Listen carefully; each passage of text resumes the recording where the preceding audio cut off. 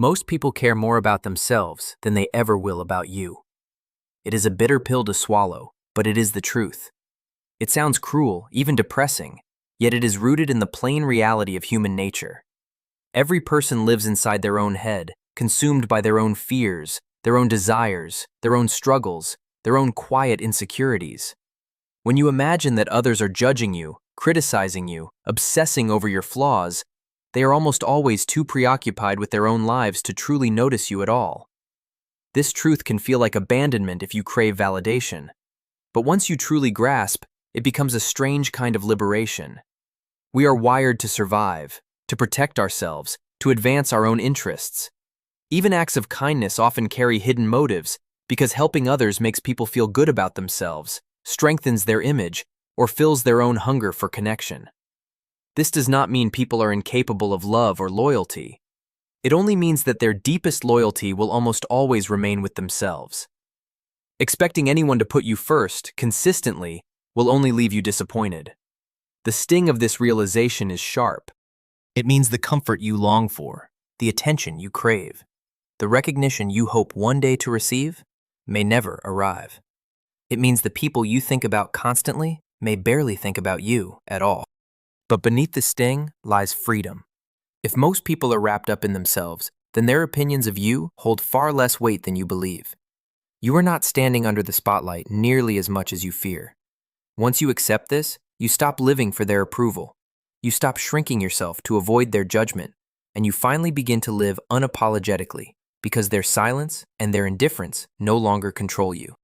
I am Damian Blackwood, and this is The Dark Mind, where we sit with the truths most people spend a lifetime running from and turn them, one by one, into quiet power. Hard work does not guarantee success. We are raised on the comforting belief that if you just work hard enough, everything you dream of will eventually fall into place. It is drilled into us as children, reinforced by parents, teachers, and endless motivational slogans. But the brutal truth is this: hard work, while essential, does not guarantee success. There are millions of people grinding themselves to the bone every single day who will never see their efforts pay off in the way they imagined. Hard work can increase your chances, but it does not shield you from failure, from randomness, or from the cold reality of competition. Life is not a straight equation where effort automatically equals results. Some people are born into privilege, others inherit connections, some stumble into luck, and many others are crushed by circumstances they never had a chance to control. You could pour your soul into a business only to have it collapse under a market crash. You could train harder than anyone else and still never be the fastest, the strongest, the most talented in the room. You could sacrifice years for a company that replaces you the moment you are no longer convenient. This is why so many hardworking people carry a quiet bitterness in their chest, because they believe their sweat and their pain bought them a guarantee that was never real. The emotional sting comes when you finally see it. The world does not reward effort. It rewards results. Hard work is only one piece of the equation.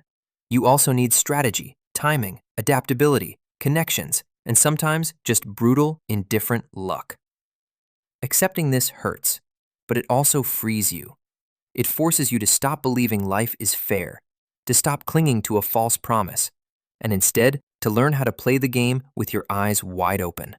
Life is not fair, and it never will be. One of the most excruciating truths you will ever face is that life is not fair, and no matter how much you wish, fight, or cry about it, never will be. From the moment you are born, the scales are already uneven.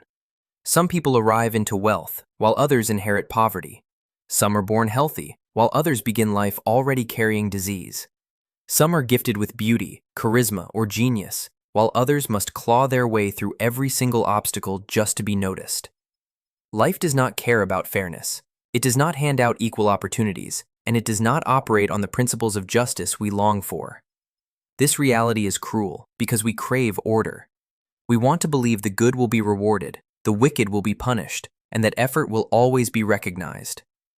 But then you watch liars and manipulators climb to power while honest people are overlooked. You watch cruelty go unpunished while kindness is taken for granted. You watch tragedy strike the innocent while the corrupt thrive untouched. It gnaws at your soul, this imbalance, because you desperately want the world to make sense. But the brutal truth is that it doesn't. And when you cling to the illusion that life should be fair, you only set yourself up for endless disappointment. The day you accept life's unfairness is the day you stop wasting your energy screaming at the storm. You begin to adapt, to play with the hand you have been dealt, instead of waiting for another. It hurts to swallow, but once you do, you stop waiting for fairness and start creating your own power in a world that owes you none. You can do everything right and still fail. Perhaps one of the most gut-wrenching lessons in life is realizing that you can do everything right and still fail. You can follow every rule, make every smart choice, prepare for every outcome, pour yourself entirely into a dream, and then watch it crumble in front of you. This truth cuts so deep because it strips away the comforting belief that control guarantees reward. We want to think that if we work hard, stay disciplined, and keep our intentions pure, the universe will align to honor our effort. But life does not play by those rules. Sometimes you lose the job even though you were the best candidate. Sometimes you love with everything you have and are still abandoned. Sometimes your business collapses because of a market shift you could never have predicted. And this is where the story truly begins, because the deeper lessons, the ones that shatter and then remake you, are still ahead. Sometimes the opportunity you have trained your whole life for slips through your fingers in a single instant. It is a pain that does not merely sting, it breaks something inside you, because you believed you were safe as long as you did things the right way. Failure in the face of flawless effort feels cruel, but it is reality. And yet, buried within that devastation lies a quiet revelation. Success is never guaranteed, no matter how meticulous the preparation. You learn to stop clinging to outcomes and start honoring the process itself. You learn resilience not when life rewards you, but when it betrays you after you have given everything within your power. That is where true strength is forged, in the ashes of the plans that did not work, when you realize you are still standing, still breathing, still capable of trying again. But even this lesson is only the surface of a harder truth waiting for you, one that no effort of yours can ever soften. Time is the only resource you cannot replace. There is no resource more precious, more fragile, more unforgiving than time. You can lose money and earn it back. You can fail at love and try again. You can wreck your health and, to some degree, rebuild it. But once time slips through your fingers, it is gone forever, and nothing in this world can return it to you. Every second that ticks away is a second of your life you will never get back. This truth is terrifying because it means you are spending your life constantly, whether you notice it or not. People live as though time is endless. They squander days on people who do not care for them, on jobs they despise, on scrolling endlessly through distractions, believing that tomorrow will always be waiting. But tomorrow is a fragile illusion. You do not get to decide how much time you have left. Death does not warn you before it arrives, and regret is the heaviest companion you can carry into your final days. It is in those quiet, haunting moments that people realize they traded away the most irreplaceable currency of existence for things that never mattered. This realization cuts deep, because it forces you to confront your own mortality. It demands that you ask yourself whether the way you spend your hours reflects the life you truly want to live. Time is not on hold. It is not refundable. It is slipping through your hands in every single moment, and it does not care whether you used it wisely or not. You either take ownership of it now, or one day you will look back and wonder where it all went. Not everyone you love will love you back. Few truths cut as deep as realizing that not everyone you love will love you back. It is a sting that feels almost unbearable, because love is one of the most vulnerable gifts you can offer. You open your chest, you bare your soul, you pour pieces of yourself into someone else, and sometimes they simply cannot or will not return it. You can be kind, loyal, generous, and genuine, and still find that your love is met with indifference, distance, or even rejection. That reality feels cruel, but it is a law of life as constant as gravity. Love is not a transaction in which effort guarantees a return. People love based on their own desires, wounds, timing, and capacity, not on your worth. Sometimes they do not feel what you feel. Sometimes they are too broken to reciprocate. Sometimes they crave something you cannot provide. The pain comes not only from their absence of love, but from the way it forces you to confront the limits of your control. You cannot will someone to care. You cannot force someone's heart to mirror yours. The torment lies in the silence between what you give and what you receive. You lie awake thinking of them while they sleep peacefully without a single thought of you. You replay moments, dissect words, and search for signs, while to them, it was nothing more than passing time. This lesson shatters illusions, but it also liberates you. Because once you accept that love is not guaranteed, you stop begging for it where it does not exist.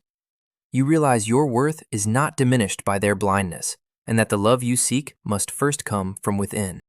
Money will not fix your deeper problems. You grow up believing money is the answer to everything, that if you just earn enough, the emptiness will fade, the pain will heal, and happiness will finally settle in. And yes, money matters. It puts food on the table, keeps the lights on, buys freedom, and eases the crushing weight of survival. But beyond meeting your basic needs, money cannot mend the fractures inside you. It will not heal the trauma you carry from childhood. It will not erase the loneliness that gnaws at you in the silence of your room. It will not bring back the people you have lost, nor will it give you purpose when you wake up with no reason to keep going. The brutal truth is that money can disguise problems, but it cannot solve them. People who feel worthless will still feel worthless in a mansion. Couples who are broken will still scream at each other inside luxury cars.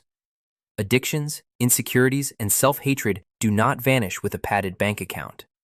They often magnify because there is nothing left to hide behind once survival is no longer the excuse. This is why some of the wealthiest people in the world confess to being the most miserable, why celebrities overdose, and why billionaires still chase more despite already owning everything. Chasing money without addressing what is hollow inside you is like pouring water into a cracked glass. It leaks, no matter how much you pour in. It cuts deep to realize that what you really need is not more wealth, but more healing, more connection, more meaning. Money may buy comfort, but it cannot buy peace. And without peace, no amount of riches will ever feel like enough. And if money cannot save you, then what happens when the very thing the world worships in you begins to disappear? Looks fade, but character stays. The world glorifies beauty, and it is easy to be swept up in it. Attention, admiration, and opportunity often come more quickly to those blessed with good looks. But beauty is a cruel currency. It depreciates with time, no matter how hard you fight to preserve it. Wrinkles arrive, bodies change, hair turns gray, and the sharpness of youth inevitably dulls. What once drew people toward you eventually fades. And if your entire identity is built on appearance, the day you lose it is the day you feel invisible. Character, however, doesn't age. Integrity, kindness, resilience, and the way you treat others endure far longer than flawless skin or a perfect body ever could. When people remember you, it will not be for the symmetry of your face, but for the way you made them feel. A beautiful face might open doors, but it is character that decides whether they stay open. A stunning appearance may catch someone's eye, but it is your depth, your loyalty, and your honesty that capture their soul. The painful truth is that society will discard those who cling to fading beauty as if it were the only thing that mattered. Yet those who cultivate strength of character find themselves more magnetic with time. Looks can attract a crowd, but character builds a legacy. The sting is realizing that beauty is temporary and cannot save you from the erosion of time. But the gift is knowing that what you build within yourself can outlast every wrinkle and remain untouchable until the very end. Comfort zones destroy ambition. Comfort feels safe. It feels warm, predictable, and deceptively satisfying. It lulls you into routines that don't challenge you, into habits that don't stretch you, and into a life that slowly robs you of your hunger for more. Your comfort zone is a silent killer of dreams because it convinces you that good enough is an acceptable replacement for greatness. You stop taking risks, you stop chasing possibilities, and before long, you stop even imagining more for yourself. Ambition dies not in chaos, but in comfort. What makes this truth so brutal is how easy it is to justify staying where you are. You tell yourself you'll chase the dream later, when you're ready. You convince yourself that stability matters more than growth. You tell yourself that happiness is found in being content, when deep down, you know you're settling for less than you're capable of. Comfort seduces you with the illusion of peace, but underneath it festers the slow rot of regret. One day, you'll look back and realize the years you thought you were taking it easy were actually the years you wasted the most. Ambition needs discomfort to survive. Growth demands risk, uncertainty, and the willingness to feel pain. You cannot climb mountains if you refuse to leave the valley. Every great achievement, every powerful transformation, every story worth telling is born in the space where comfort ends and challenge begins. The longer you cling to the safety of your comfort zone, the smaller your life becomes. And the terrifying truth is, you won't notice the chains tightening until it's too late. Your parents won't be here forever. It's a truth most people bury deep inside, one they refuse to face until it's too late. Your parents will not be here forever. The voices that shaped your childhood, the faces that greeted you when you came home, the people you took for granted as permanent fixtures in your life are not unshakable.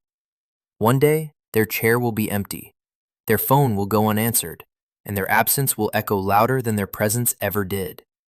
That thought alone has the power to break you, yet most of us push it aside, living as though our parents will always be just a call away. The brutality of this lesson is in its timing. By the time you realize how precious their existence was, the clock has already run out. You spend years arguing over small things, ignoring their calls, postponing visits because you're too busy, all while time silently steals them away. You assume there will be another holiday, another dinner, another chance to tell them you love them, and then, suddenly, there isn't. The regrets that follow are merciless because you can never buy back a single second once it's gone. It cuts deep because somewhere inside, you know they won't always be there to guide you, forgive you, or remind you who you are. And yet within that pain lies an urgent reminder. Every laugh, every story, every embrace is finite. The love they give is fragile and irreplaceable. The clock is ticking whether you acknowledge it or not. And when it stops, it will leave a silence you'll never be able to fill. Friends will drift apart, no matter how close you are. One of the quiet tragedies of life is realizing that even the closest friendships are not guaranteed forever. You grow up with people who feel like family. You share secrets, inside jokes, nights that feel endless, and promises that nothing will ever change. In those moments, it feels impossible to imagine a life where they are not by your side. But time is ruthless. People change, paths diverge, and the bond you thought was unbreakable begins to loosen. Sometimes it happens suddenly, with a fight or a betrayal, but more often it happens silently, through distance, new priorities, or simply the slow erosion of connection. The pain of this lesson is that love alone isn't always enough to keep people bound together. Careers pull friends across the world, families shift their focus, ambition, hardship, or even personal growth can create gaps that no amount of nostalgia can fill. You'll scroll through old photos and ache for a time when everything felt permanent, when you could just knock on their door and know they'd be there.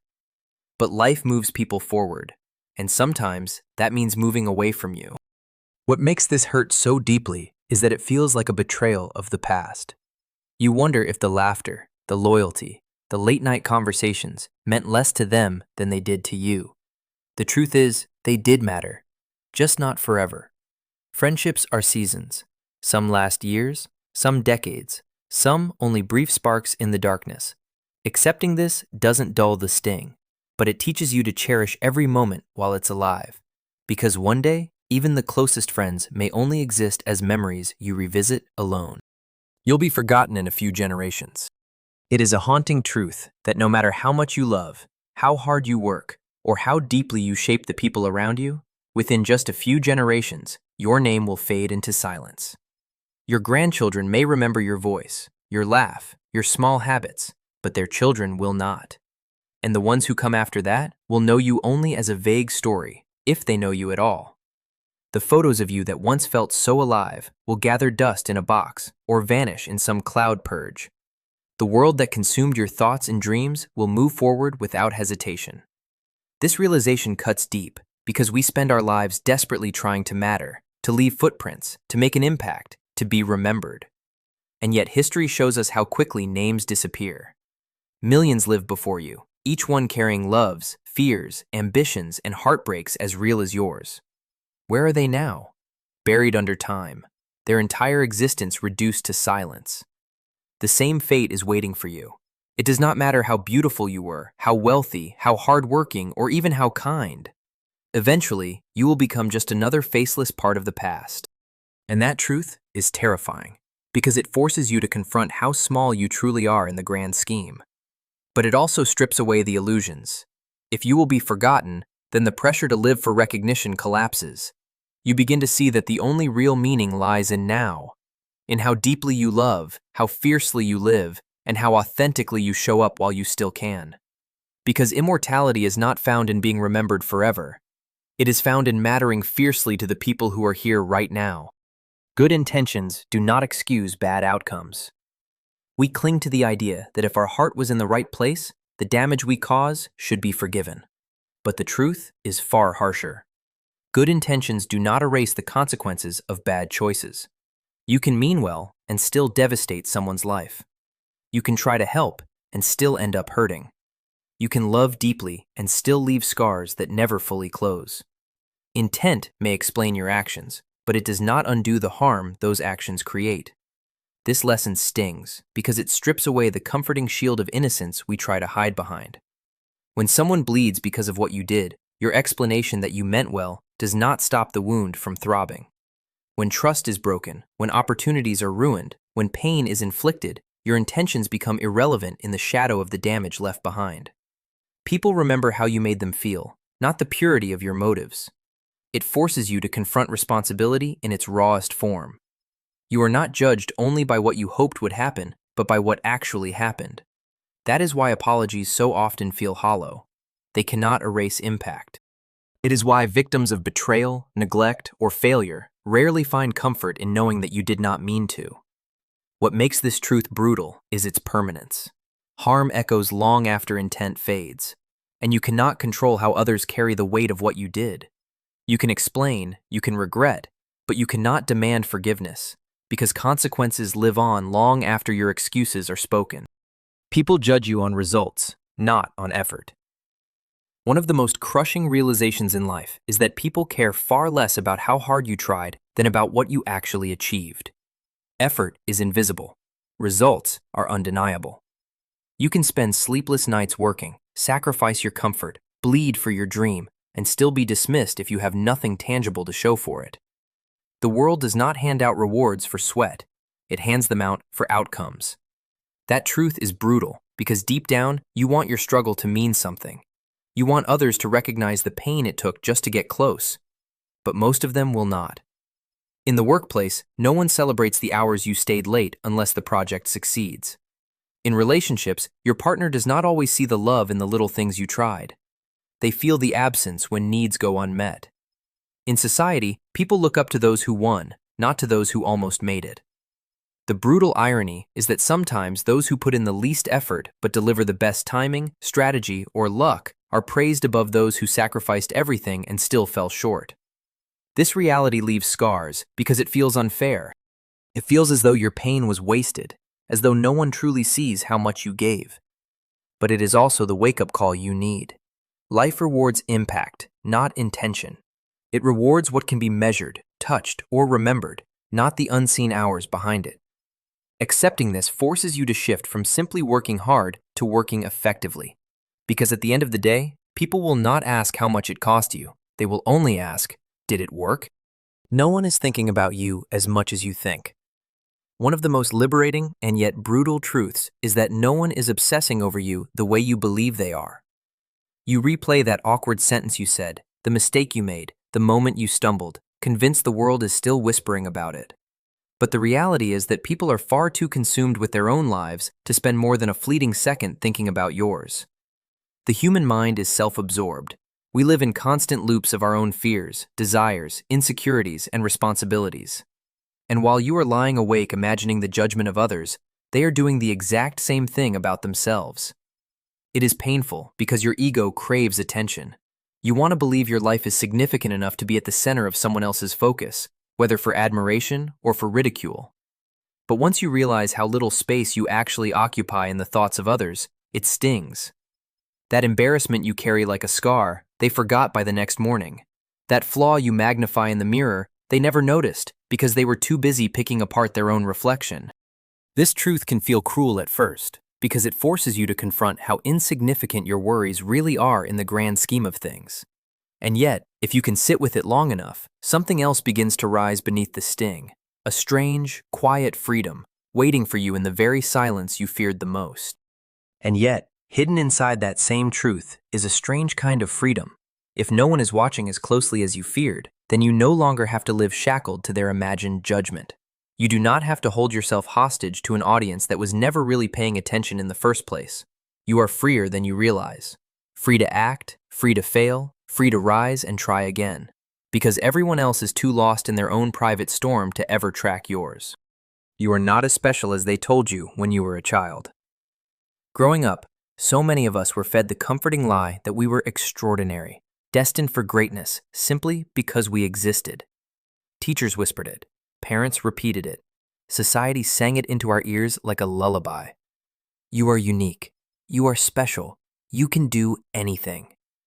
It felt good. It made childhood feel magical. It gave us a sense of significance that softened the world. But the brutal awakening comes in adulthood, when life shows you it does not care about your uniqueness. You step into the real arena and discover that millions of others are just as talented, just as driven, just as hungry as you are. Suddenly, your specialness does not mean very much at all. This realization is crushing because it shatters the illusion of being chosen, of being set apart by destiny. It feels like betrayal, as if every promise you once believed was quietly a lie. You come to see that success is not handed to those who are simply different.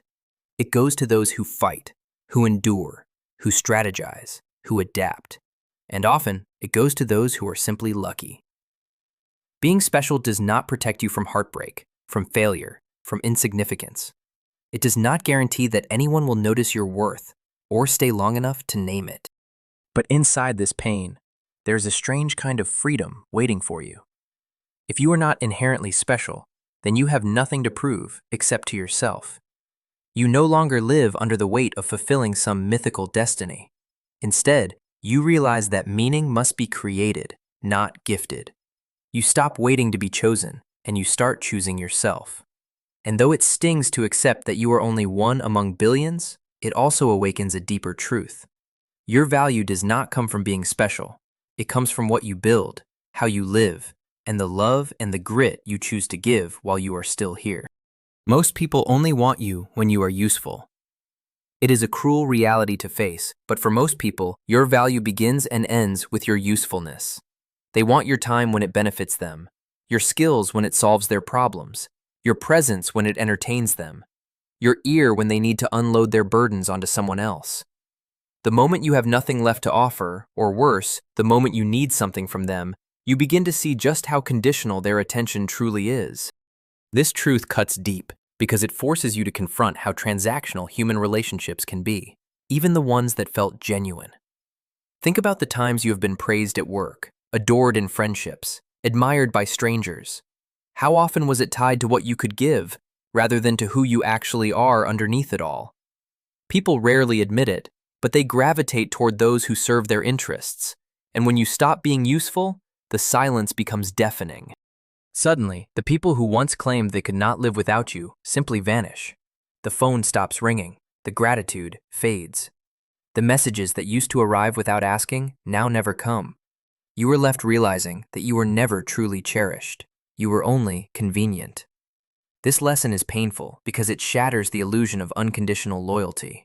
It reveals that much of what we call love, friendship, or respect is often just dependency wearing a kinder mask. It is not that everyone is cold or cruel. It is that survival instincts push people to prioritize their own needs first. That is why, the moment you stop serving them, they move on to someone who will. And yet, within this harsh truth lies a quiet clarity. When you strip away usefulness, the ones who remain are rare and real. They do not stay because of what you give them. They stay because of who you are. Everyone else was never yours to keep in the first place. Love is not enough to sustain a relationship.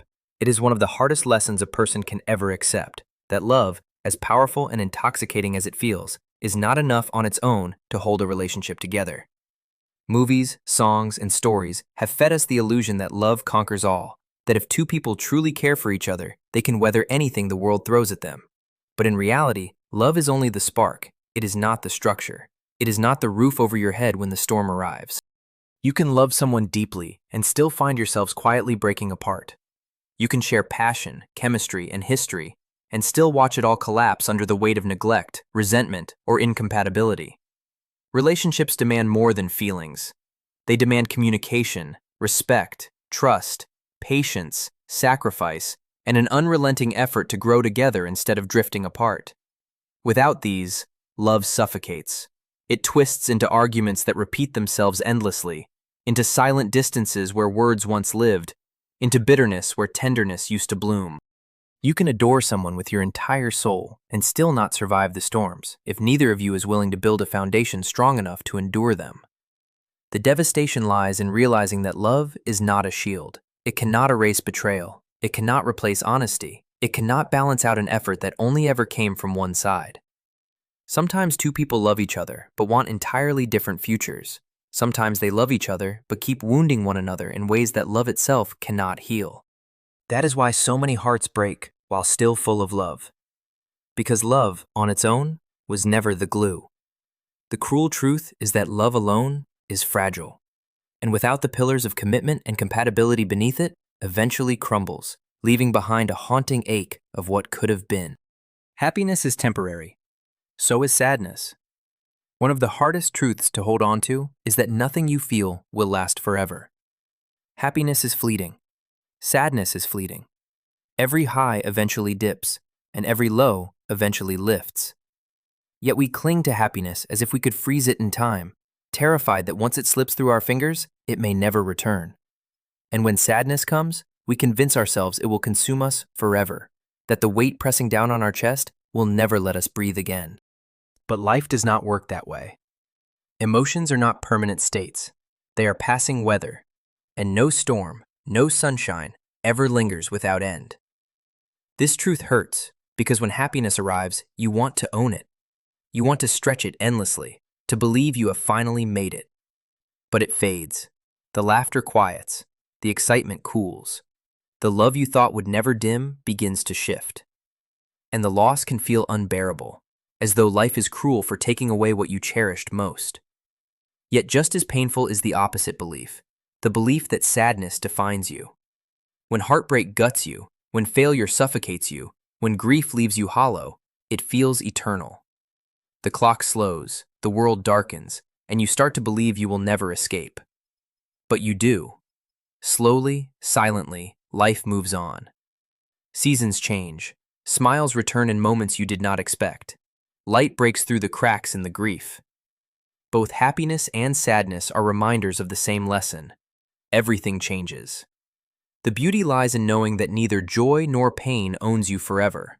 Both are temporary guests, and your life is bigger than either one. Discipline beats motivation. Motivation feels intoxicating. It is the spark that makes you believe you can change your life. The rush of adrenaline that pushes you to start a project, hit the gym, or chase a dream. But motivation is fleeting. It comes in bursts, unreliable and unpredictable, disappearing the moment things get hard. Discipline, however, is what carries you through the days when you feel like quitting. It is the unglamorous, relentless force that builds a life brick by brick, even when every ounce of you screams to stop. The brutal truth is that those who rely only on motivation never last. They burn bright and fade fast, constantly waiting for inspiration to strike, constantly trapped in cycles of starting and stopping. Discipline does not care how you feel in the moment. It does not require passion, energy, or excitement. It is the simple, painful choice to keep showing up, no matter what. To write when the words will not come. To train when your body aches. To push forward when no one is watching and no one is clapping. This lesson stings because it means your feelings do not matter as much as you want them to. The world does not reward your intentions. It rewards what you repeatedly do, even when you do not feel like doing it. Motivation might get you moving, but discipline is what makes you unstoppable. It strips away excuses, silences self-pity, and transforms small actions into massive change over time. The day you stop chasing the high of motivation and start submitting to the grind of discipline is the day your life truly begins to shift. Your health can vanish overnight. You live as though your body is invincible, as if tomorrow will always arrive with the same strength, energy, and stability you take for granted today. But the reality is far more fragile. Your health can vanish overnight. One accident, one diagnosis, one sudden collapse, and the life you thought was yours to control can be ripped away in a single moment. You can go to bed healthy and wake up in a hospital bed. You can plan decades ahead and watch them disappear with a single phone call from a doctor. This truth is terrifying because it reminds you of just how little control you really have. People imagine sickness creeping in slowly with age, but often it does not ask for permission. It comes suddenly, without warning, and leaves you scrambling to piece together the life you thought you still had time for. The dreams you put off, the people you postponed seeing, the chances you waited to take. All of it stands there mocking you when your body no longer allows you to move the way you once did. And what makes this lesson so brutal is that health is the one foundation everything else in life is built upon. Without it, money means little, ambitions shrink, and even love is strained under the weight of constant suffering. You do not realize how much you have neglected your body until it betrays you. The truth is, your time and your freedom are only as secure as your health, and it can all disappear in a single, merciless instant. Success attracts envy, not just admiration. When you imagine success, you picture applause, recognition, and the warmth of admiration. You think people will celebrate your victories, cheer for your growth, and respect the sacrifices it took to get there. But the truth is far darker. Success does not only attract admiration, it attracts envy, resentment, and even hatred. The moment you rise above the average, you shine a light on other people's insecurities. Your success becomes a mirror reflecting back what they have not done, what they wish they had, or what they were too afraid to pursue. And instead of inspiring them, it poisons them. You will notice it in the subtle ways first. Friends who once supported you stop showing up. Family members downplay your achievements. Colleagues whisper behind your back. Strangers online tear you apart for the very things they once praised. The higher you climb, the lonelier it gets, because people are far more comfortable with you struggling than with you thriving. Success exposes the truth of human nature. Admiration is easy when you are harmless, but the moment you become a reminder of someone else's failures, envy seeps in. The pain of this realization cuts deep, because you want your victories to bring people closer, not push them away. You want others to feel proud of you, not threatened by you. But this is the price of growth. Success separates you from the crowd, and not everyone can stomach the reflection it forces them to face. And while you may still receive admiration, know that lurking just beneath the surface of many smiles is envy, waiting, watching, wishing you would stumble. Regret weighs more than failure. Failure stings, but regret crushes. When you fail, at least you know you tried. You stood up, you took the shot, and even if it did not land, you gained something. Lessons, resilience, a story, proof that you had the courage to move. But regret is different. Regret festers in silence. It is the heavy ache of the words you never said, the chances you never took, the life you never dared to chase. It is not a sharp pain that fades with time. It is a slow poison that seeps deeper the longer you live with it. The brutality of regret is that it whispers, "What if?"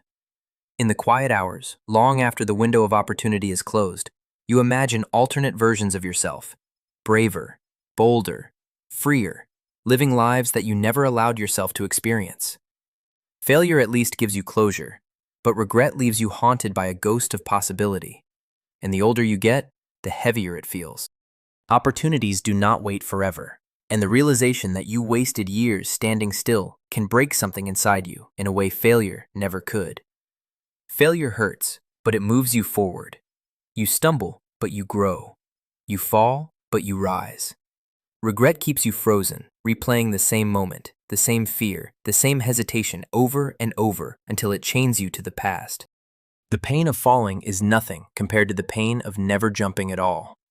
And when the end of your life approaches, it will not be your failures that haunt you. It will be all the things you were too afraid to even try. Complaining changes nothing. Complaining feels good in the moment. It gives you a sense of release, a way to voice your frustrations, to point at the unfairness of life, to gather sympathy from others who nod along. But beneath the temporary relief, nothing changes. The bills remain unpaid, the weight does not disappear, the toxic job does not improve, and the broken relationship does not heal. Complaining is seductive because it tricks you into thinking you are doing something about your problems, when in reality, you are just circling them without moving an inch. The harsh truth is that life does not bend for your grievances. The universe does not care about your complaints. Time keeps moving forward, whether you speak your pain or not. People may listen for a while, but eventually they grow numb because words without action lose their weight. And the longer you indulge in complaint, the deeper you carve a hole of helplessness, teaching yourself that you are powerless when in reality, you are simply avoiding responsibility. This realization cuts deep because complaining feels like connection, but it is often poison. It drives away the strong, attracts only the miserable, and keeps you stuck in the very cycle you despise. The sting is realizing that no amount of words will ever substitute for action. No one is coming to fix it for you. Change only comes when you decide to stop describing the problem and start doing something about it. The silence that follows when you give up complaint is brutal, but it is also the place where real progress begins to take root. People die younger than they expect. We all live with the quiet illusion that death is something far away, reserved for the elderly, a distant shadow we will face someday when we are ready.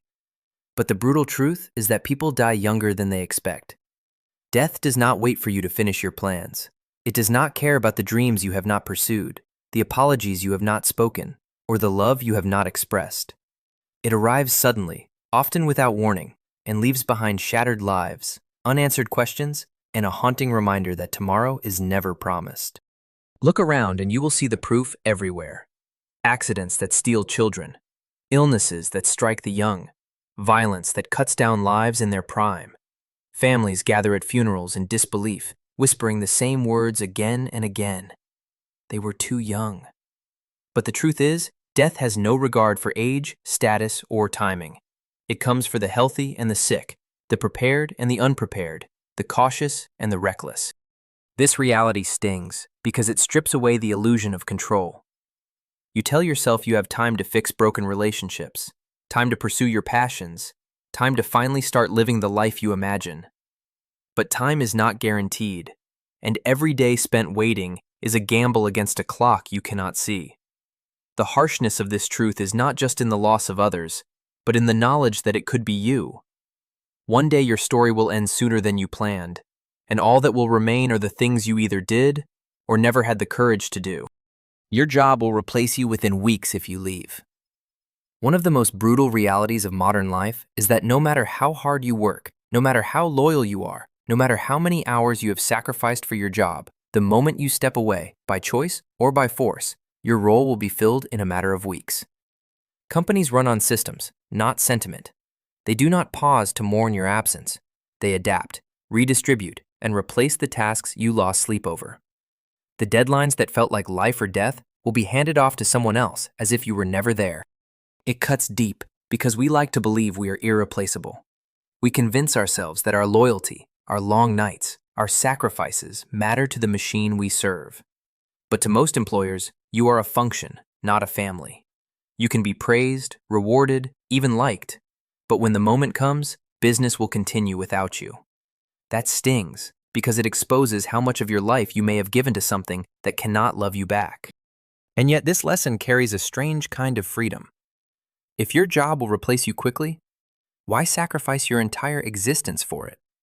Why trade precious time with loved ones, passions, or your own health for a role that sees you as disposable? The brutal truth is that the company you work for is temporary, but your life is not. And what is still ahead may sting even more, because the next truths reach into the places you thought were safe. And when you finally accept that your job will not die without you, begin to understand that your real worth lies in building a life outside those walls. Because they can replace your position, but they can never replace you. No one cares about your excuses. Excuses feel comforting in the moment. They shield you from shame, soften the sting of failure, and paint you as a victim of circumstance rather than the architect of your own choices. But the brutal truth is that no one cares about your excuses. The world judges you by what you produce, not by the stories you tell to explain why you couldn't. People might nod when you justify yourself, but inside, they only see results, or the absence of them. Excuses do not change reality. They only reveal where you surrendered your power. This lesson cuts deep because excuses often feel valid. Maybe you were tired. Maybe life was unfair. Maybe you truly had every obstacle stacked against you. But life is indifferent to your reasons. Deadlines do not shift for your comfort. Opportunities do not reopen because you had a rough week. Competitors do not slow down so you can catch up. Every excuse, no matter how logical, only leaves you further behind. And when repeated long enough, excuses transform into identity. You become someone who almost did, who could have, who should have, but never did. What makes this truth so brutal is how isolating it feels. You realize that people do not hold space for your struggles the way you imagined, because they are drowning in their own. They care about what you can deliver, not why you didn't. It hurts to see your explanations met with silence, but that silence is a mirror. The world moves on without waiting for your reasons. The moment you stop leaning on excuses, you reclaim your control. But until then, no one is listening. Most people settle instead of chasing what they want. One of the darkest truths about life is that most people do not live the lives they once dreamed of. They settle. They settle for jobs they hate, for relationships that drain them, for routines that numb them, all while convincing themselves that this is what being realistic looks like. At some point, the fire they once carried, the hunger for adventure, the vision of something greater, gets smothered by fear, by comfort, and by the weight of responsibility. Slowly, they stop chasing what they truly want and accept whatever is handed to them. The reason is simple, but brutal. Chasing what you want is terrifying. It demands risk, sacrifice, and the possibility of failure. It asks for courage when everything inside you begs for safety. Settling, on the other hand, offers predictability. It promises stability, even if that stability comes wrapped in quiet misery. So people trade passion for comfort, potential for security, and dreams for routine. They convince themselves it is enough. But deep down, a haunting emptiness lingers. The knowing that they could have been more, done more, lived more. This truth hurts to face because it forces you to look at your own life and ask whether you are settling too. It is easier to believe that you will chase your dreams someday. But someday rarely comes, and when it does, it often arrives too late. Most people die with their music still inside them, with their dreams still locked away. The sting of this lesson is realizing that settling is not living. It is a slow death. And if you do not want to end up like most people, you have to choose the terrifying path of chasing what you want, no matter the cost. Life punishes procrastination. Procrastination feels harmless in the moment. You tell yourself you will start tomorrow, that there is still plenty of time, that one more hour, one more day will not make a difference. But life is merciless toward those who wait. Every delay compounds silently, stacking wasted days into wasted years, until suddenly the chance you thought you had forever is gone. Opportunities expire. People move on. Time erodes your energy, your youth, your potential, and life does not hand any of it back because you weren't ready. The sting of procrastination is not immediate. It is delayed. It arrives when you finally feel the weight of the years you wasted, when you realize someone braver took the shot you hesitated on, when you see doors slam shut that will never open again, the job you didn't apply for, the person you didn't confess to, the project you never started. All of them haunt you, not because they failed, but because you never gave them a chance. This truth cuts so deeply because procrastination disguises itself as comfort. It feels safe to postpone risk, to avoid discomfort, to wait until you feel more confident. But life does not reward hesitation, it rewards action. And while you are waiting for the perfect time, someone else is already living the life you dream about. The punishment for procrastination is regret. Regret for the words you never spoke, the leaps you never took, the life you never lived. And the cruelest part is that the world moves on without you, leaving you behind with nothing but the echo of what could have been. Words mean little without action. It is easy to speak. Words cost nothing, require no sacrifice, and can be shaped into anything someone else wants to hear. Promises, apologies, declarations of love, vows of change, they all sound powerful in the moment. But the brutal truth is that words mean almost nothing without action to back them up. A promise without follow-through is just air. An apology without change is just manipulation. Love without effort is just a hollow echo. People may be moved by what you say once or twice, but over time, they will always measure you by what you do. This truth is painful because words feel so real in the moment. Hearing, "I love you," "I'll be there," or "I promise I'll change," can flood your heart with hope. But then comes the waiting, the watching, the disappointment when nothing actually shifts. That sting is unforgettable. The realization that someone's voice carried weight only long enough to comfort you, never long enough to transform into reality. It breeds distrust, not just in them, but in words altogether. And it cuts both ways. You can talk for years about your goals, your dreams, your ambitions, but unless you move, unless you sacrifice, unless you act, your words are worthless. Life does not reward intention, it rewards execution. People don't remember what you said nearly as much as they remember how you showed up. The harshness of this lesson is also its clarity. Words may open the door, but only action walks you through it. Without action, words are nothing more than lies dressed in sound. Entitlement kills growth. Entitlement whispers that the world owes you something, simply for existing, for showing up, for working hard, for enduring pain, for being who you are. It convinces you that success, recognition, and happiness should fall into your lap without the messy grind of sacrifice, patience, and humility. But the brutal truth is that entitlement suffocates growth. The moment you believe you deserve everything without earning it, you stop striving. You stop learning, and you stop pushing yourself beyond comfort. Entitlement is the silent poison that robs you of resilience before you even realize it's happening. Growth is born in struggle.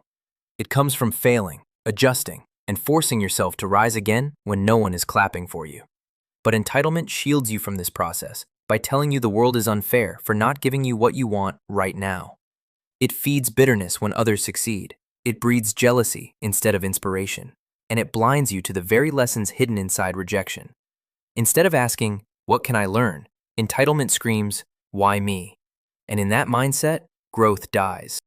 What makes this truth sting is that entitlement often masquerades as confidence. You tell yourself you've worked hard enough, suffered long enough, given enough, and therefore the universe must deliver. But life does not bend to your sense of fairness. It doesn't care about your timeline or your comfort. The second you demand instead of earn, you stagnate.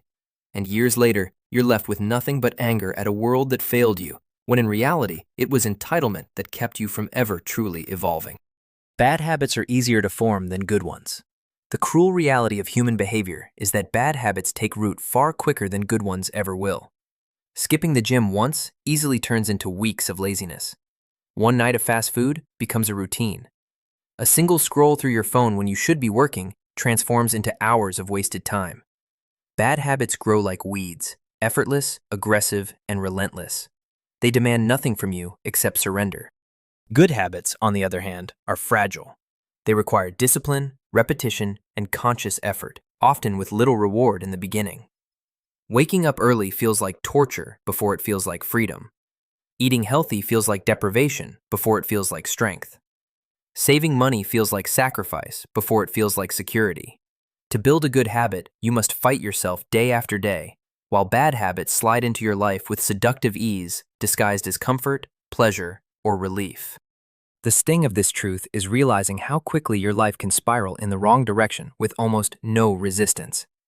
One careless choice repeated enough times can quietly dismantle your health, your happiness, and your future. Bad habits never announce their destruction. They whisper it into your life until you wake up years later, wondering how you became someone you never meant to be. This is why most people stay trapped. They underestimate how viciously easy it is to fall and how brutally hard it is to climb back up. The battle is unfair, but it is real. And unless you learn to guard yourself, the path of least resistance will quietly lead you to ruin. You can't please everyone. No matter how hard you try, no matter how kind, selfless, or careful you are, someone will always be disappointed, offended, or dissatisfied with you. This truth is brutal because deep down most of us crave acceptance. We bend, we sacrifice, we contort ourselves to meet expectations, believing that if we just give enough, if we just try harder, we can finally earn universal approval. But the reality is unshakable. You can't please everyone, and the harder you try, the more you lose yourself in the process. For every person who praises you, another will criticize you. For everyone who loves you, another will resent you. Some will judge you harshly no matter what you do, not because of who you are, but because of what they lack. And when you live for their approval, you give away the power to shape your own life. You become a prisoner of shifting expectations, constantly seeking validation from people who will never truly be satisfied. This lesson hurts because it forces you to let go of the fantasy that you can control how others see you. It makes you realize that people project their insecurities, biases, and wounds onto you, and there's nothing you can do to change it. You could sacrifice everything and still not be enough in their eyes. And here lies the sting. The more you try to please everyone, the less anyone respects you. Because people don't admire those who betray themselves for approval. They admire those who stand firm, even when it means being disliked. Comfort now creates pain later. In the moment, comfort feels like safety. It feels like relief, like a reward you've earned, like the soft cushion shielding you from the harsh edges of life. But the brutal truth is that comfort, when indulged in too often, becomes the very thing that destroys you. Every shortcut you take, every responsibility you delay, every challenge you avoid plants a seed of suffering that will grow into pain later. Comfort whispers that you can relax now, that you don't need to push yourself, that tomorrow will always be waiting. But tomorrow always arrives, and it demands payment with interest. Skip the workout today, and you pay with weakness later. Avoid the difficult conversation, and you pay with resentment later. Put off chasing your dream, and you pay with regret later. Comfort in the short term feels good, but in the long run it robs you of strength, resilience, and opportunity. Life does not let you escape the cost. It simply shifts it. You either endure the discomfort of discipline now, or you suffer the far greater pain of decay, failure, and regret later. This lesson cuts deep because we crave ease. Our brains are wired to avoid pain and seek pleasure. But every time you give in to that craving, you quietly mortgage your future, and the future always collects. The painful irony is that the comfort you cling to today will be the very reason you struggle tomorrow. The weight you refuse to carry now will return heavier, crueler, and more relentless. Comfort disguises itself as kindness, but it is often betrayal in its purest form. Fear of failure wastes years of potential. Fear of failure is one of the most suffocating prisons a person can live in. It convinces you that it is safer to do nothing than to try and fall short. It whispers that humiliation, rejection, or disappointment would be unbearable. So you sit still, waiting for the perfect moment that never comes. And while you wait, the most precious thing you have, time, slips away. This is the silent tragedy of fear. Not that it stops you from failing, but that it robs you of ever knowing what you could have become. Potential is fragile. It does not last forever. You only get so many years of youth, energy, and opportunity before doors begin to close. But fear keeps you watching from the sidelines, convincing yourself you will try tomorrow, or next year, or when you are ready. Days turn into months, into years, and one day you wake up realizing that fear has stolen entire chapters of your life. And the cruelest part is that you never actually avoided the pain. You only traded the sting of failure for the crushing weight of regret. Failure is painful. Yes, it hurts to fall short, to stumble, to be seen struggling. But failure is also a teacher, a necessary step on the road to growth. Fear, on the other hand, teaches you nothing. It leaves you empty-handed, with no scars to prove you tried, no lessons to shape you, no victories to call your own. The years you lose to fear are years you never get back, and by the time you realize it, your potential has already slipped through your fingers, wasted in the silence of hesitation. You do not get to choose your family, but you choose your circle. One of life's hardest lessons is realizing that you do not get to choose the family you were born into. You may have been raised by people who hurt you, misunderstood you, or failed to give you the love you needed. You may carry scars from parents who projected their pain onto you, or siblings who never truly saw you. This truth stings because family is supposed to be your foundation, your safe place. But for many, it becomes the first battlefield. And yet, here is where the brutal beauty of life appears. While you cannot choose where you come from, you can choose who surrounds you now. You decide who earns a seat at your table, whose voice you let echo in your head, and who you trust with your heart. Blood may tie you to your family, but loyalty, trust, and love are what chosen circle. And that circle has the power to shape everything: your habits, your mindset, your sense of worth, and even the limits of what you believe is possible. The pain lies in understanding that love is not always enough to keep toxic family members in your life. Sometimes you must love from a distance or walk away entirely. The freedom comes in realizing that family can be built, not just inherited. The people you choose, the friends who show up, the mentors who guide you, the partners who believe in you, can become more of a family than the one you were given. And in that choice lies both the burden and the gift. You cannot rewrite your origin, but you can rewrite your future by curating the circle that surrounds you. Nobody is coming to save you. It is one of the most gut-wrenching realizations in life. Nobody is coming to save you.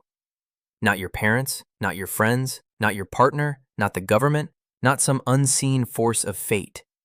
You may hope, you may pray, you may beg for someone to swoop in and pull you out of the pit you are in, but they will not. And the longer you wait for rescue, the deeper you sink into helplessness. This truth slices deep because it destroys the illusion of dependency we cling to. As children, we are protected, comforted, carried. Somewhere inside, part of us expects that to last forever. That someone stronger, wiser, more powerful will intervene when life becomes unbearable. But adulthood strips you bare. No one is required to fix your pain, repair your mistakes, or hand you the life you think you deserve.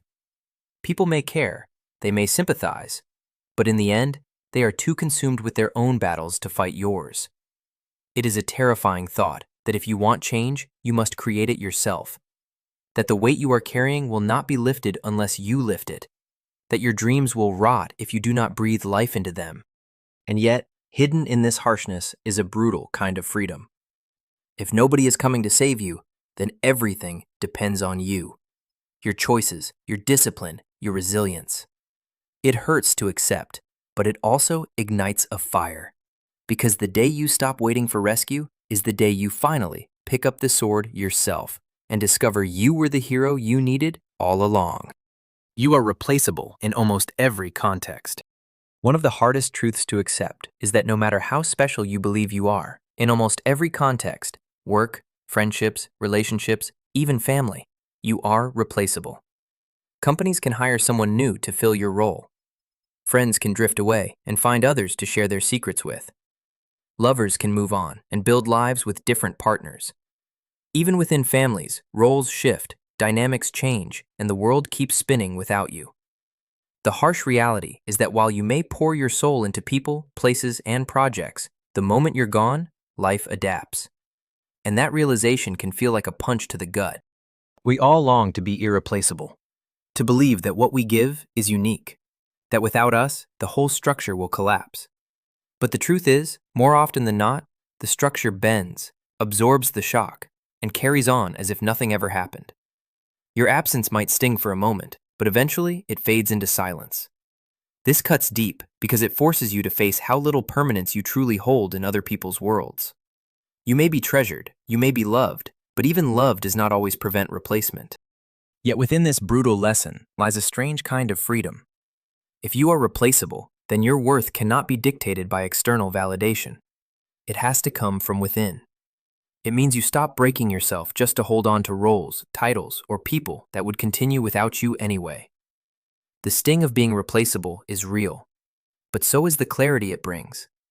If the world can move on without you, then you should live in a way that matters to you, not merely in the spaces that can so easily forget you. The world does not reward fairness. It rewards leverage. As children, we are taught that fairness is the foundation of life. Share equally, play by the rules, treat others as you wish to be treated. But when you step into the real world, you are struck by a brutal truth. Fairness does not decide who wins. leverage does. The world does not reward you because you worked the hardest, suffered the longest, or played the most honorably. It rewards those who hold power, resources, connections, or knowledge that others need. It rewards those who know how to position themselves where their value cannot be ignored.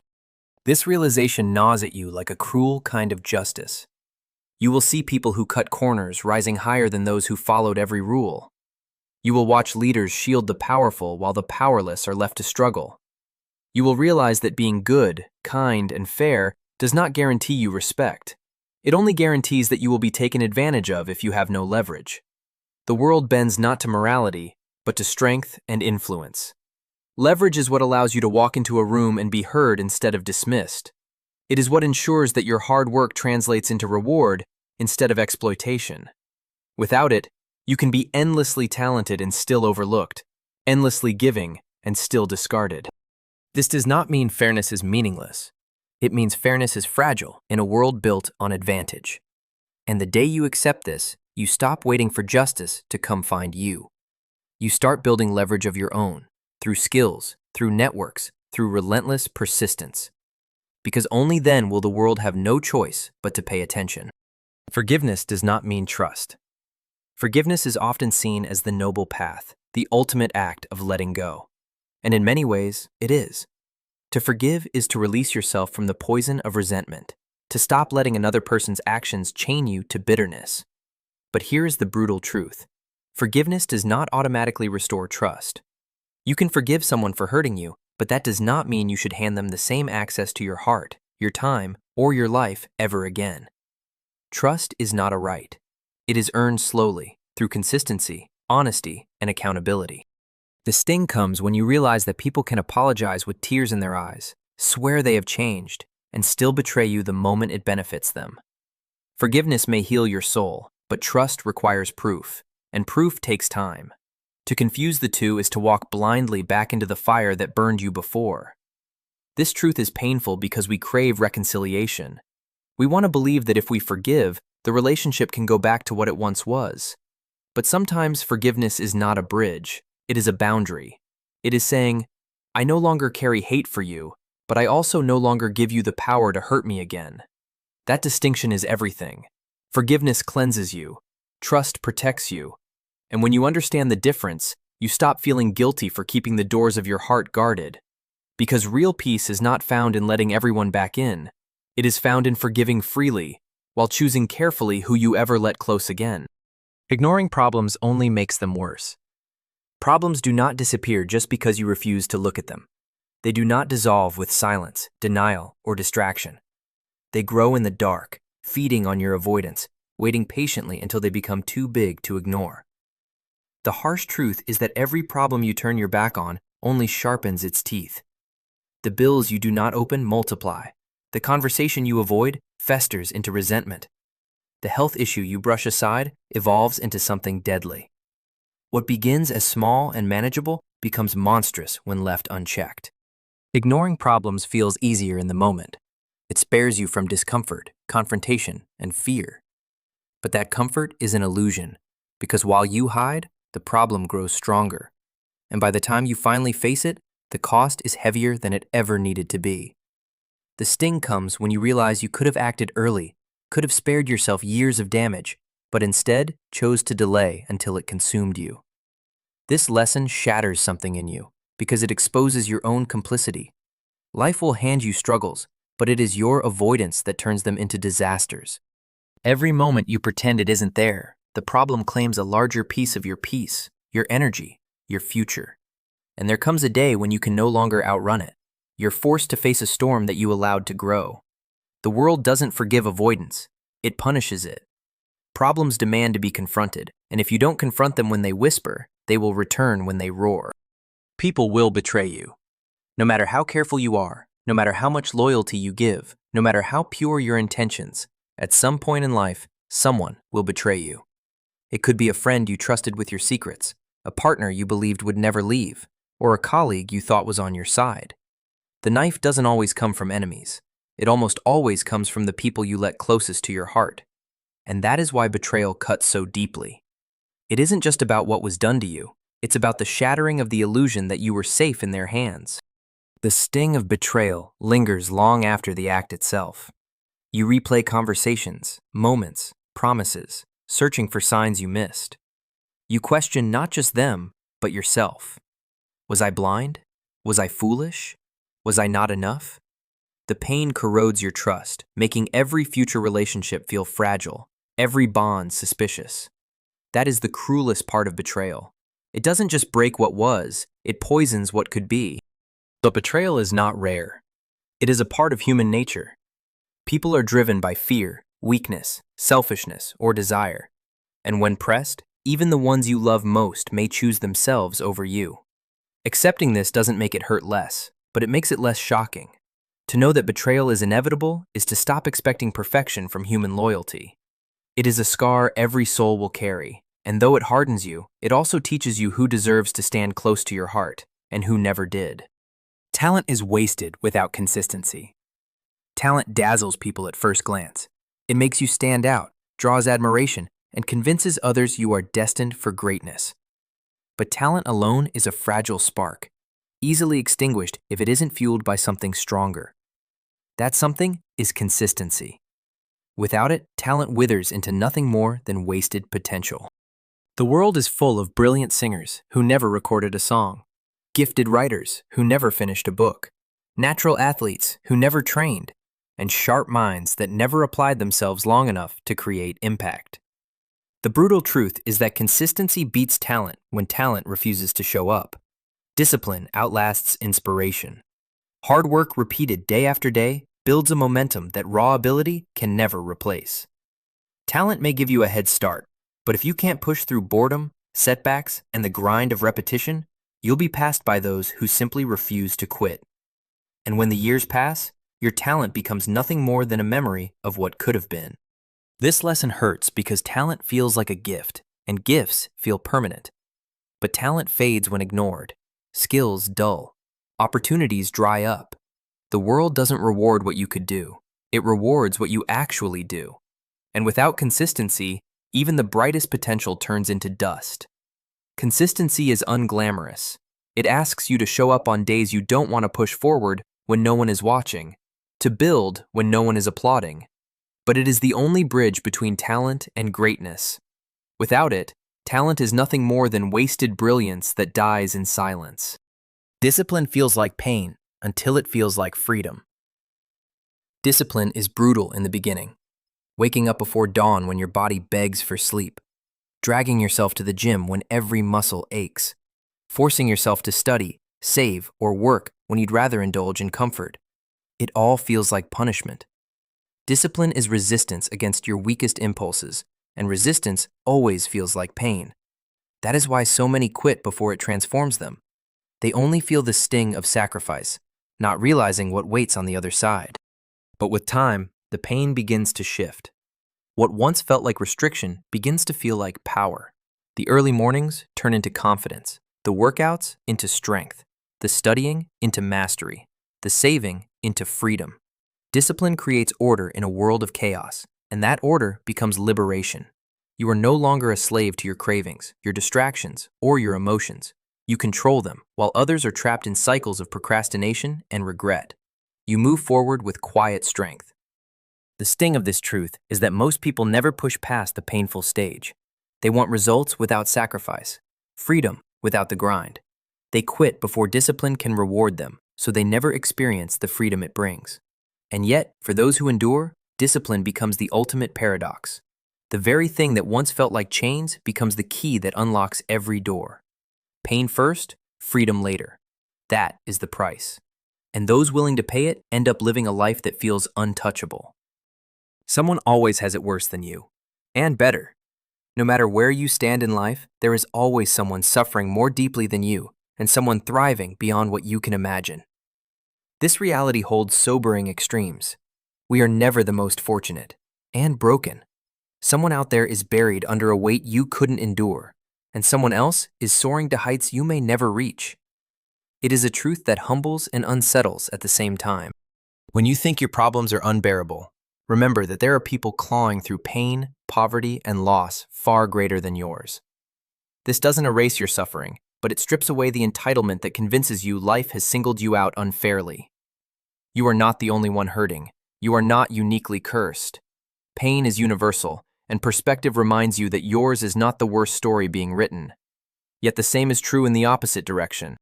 While you struggle, someone else is thriving. While you settle, someone else is breaking through. While you make excuses, someone else is taking the leap you fear.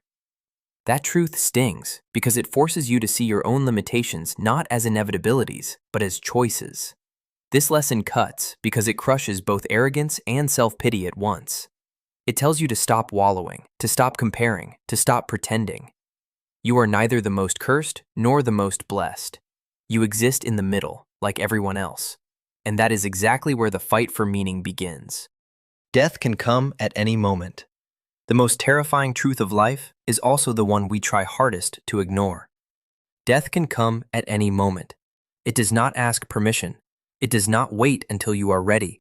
And it does not care about your plans, your dreams, or the promises you have made.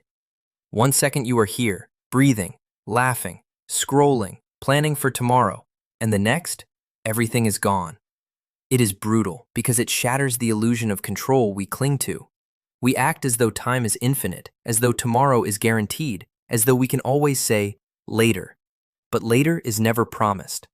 Every accident on the road, every silent heart attack, every unexpected call in the middle of the night is proof of how fragile this existence really is. And yet, most of us live as if death only happens to other people, as if we carry some secret immunity. We put off the things that matter. We hold on to grudges. We postpone love. We waste days drowning in distractions. Then one day, death strikes, not just for us, but for someone we love, and we are left choking on regret. The emotional sting of this lesson is unbearable because it forces you to confront how easily everything can vanish. The smile you did not return, the words you never said, the risks you never took, all of it can be stolen in an instant. And while that truth feels suffocating, it also makes life unbearably precious. Because when you understand that death waits for no one, you finally see how fragile, fleeting, and irreplaceable every single moment really is. Success can isolate you. When you dream of success, you imagine admiration, support, and celebration. You picture yourself surrounded by people who are proud, inspired, and loyal. But what few will tell you is that success often brings isolation instead. The higher you climb, the fewer people can relate to you. The struggles, the sacrifices, and the responsibilities that come with achievement create a distance between you and the people who once felt closest. The friends who cheered for you at the start may fall silent when you surpass them. The same people who once wanted the best for you may quietly resent you for getting it. The sting of success is realizing that not everyone will be happy when you win. Some will drift away because your life no longer mirrors theirs. Others will mask envy as backhanded praise. Even those who love you may unconsciously pull back, unable to understand the weight that comes with being at the top. You find yourself surrounded by people, yet lonelier than you have ever been. Success sets you apart, and that separation can feel like exile. What makes this truth so brutal is that it shatters the fantasy that achievement guarantees belonging. You learn that the applause fades quickly, but the distance remains. People start to see you not as a friend, but as a comparison, a standard, a reminder of what they have not done. And so you carry your victories alone, smiling for the world while feeling the quiet ache of solitude. Success can elevate you, but in doing so, it can also strand you on an island, admired, envied, but often alone. Popularity is temporary. Popularity feels intoxicating. The rush of being noticed, admired, and celebrated. The applause, the attention, the validation. It convinces you that you matter more, that you have arrived, that you are untouchable. But popularity is fleeting. The same crowd that cheers for you today will move on tomorrow. The spotlight is never permanent, and no amount of charm, beauty, or achievement can keep it from shifting. What feels like love is often just fascination, and fascination always fades. This truth cuts deep because we are wired to crave acceptance. Being popular makes you feel chosen, desired, even loved. But what most mistake for love is really convenience. People admire you while you are useful, relevant, or entertaining. The moment you falter, the moment someone shinier appears, the crowd disappears. Yesterday's star becomes today's shadow, replaced without a second thought. Popularity does not protect you. It exposes how shallow human attention can be. The pain of realizing this is heavy. It means that the adoration you have built your identity on can vanish overnight, leaving you questioning who you are without the noise of applause. It means the people you thought were only loyal to the version of you that benefited them. And it forces you to face the emptiness of chasing something that cannot last. But within that sting lies clarity. If popularity is temporary, then it cannot be your foundation. What endures is not how many people clap for you, but who stood beside you when the clapping stopped. Popularity dies, but character and loyalty are the only currencies that survive time. Jealousy reveals more about you than about them. Jealousy feels like fire in the veins, a burning resentment towards someone who has what you crave. But the brutal truth is that jealousy has little to do with them and everything to do with you. When envy flares, it is a mirror reflecting your own insecurities, your unfulfilled desires, your silent frustrations. It exposes the places in your life where you feel lacking, the dreams you abandoned, the potential you never pursued. Their success does not create your jealousy. It only shines a light on the wounds you have been avoiding. We tell ourselves stories to ease the sting. We convince ourselves they don't deserve it, that they cheated, that they were handed some unfair advantage. But beneath every excuse lies the raw fact that what you resent in them is what you secretly wish for yourself. Jealousy reveals your deepest hunger, the life you imagine but have not yet claimed. That is why it cuts so deep. It is not just about them winning. It is about you recognizing where you have lost.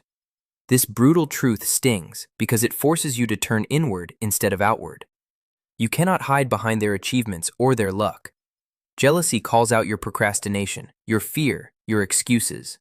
It forces you to ask why you aren't chasing your own potential with the same fire you spend resenting theirs. The sting of envy lingers because it exposes the gap between who you are and who you could be. And until you face that truth, jealousy will keep reminding you of the life you haven't yet had the courage to build. Nobody is too busy. You're just not a priority. It stings like fire to realize that when someone says they are too busy, what they really mean is that you are not high enough on their list of priorities. Time is the most limited resource any person has, and we all spend it on what matters most to us. If someone wanted to call you, they would. If they wanted to see you, they would. If they truly valued your presence, they would carve out even a sliver of time, no matter how chaotic their life became. The truth is not that they are drowning in responsibilities. The truth is that you don't matter to them as much as you wish you did. This lesson cuts deep because it forces you to face your place in someone else's life. You replay excuses, convincing yourself they must be overwhelmed or that the timing is simply off. But deep down, you know that people always make time for what they want. They cancel other plans for the person they are in love with. They stay up late for the friend they cherish. They sacrifice sleep, money, and comfort when something truly matters to them. If they aren't doing it for you, the reason is brutally simple. You are not the priority. That truth slices at your self-worth because it feels like rejection in its rawest form. It is not that they can't, it is that they won't. And yet, hidden in the pain is a strange clarity. You stop clinging to scraps of attention. You stop excusing neglect dressed up as busyness.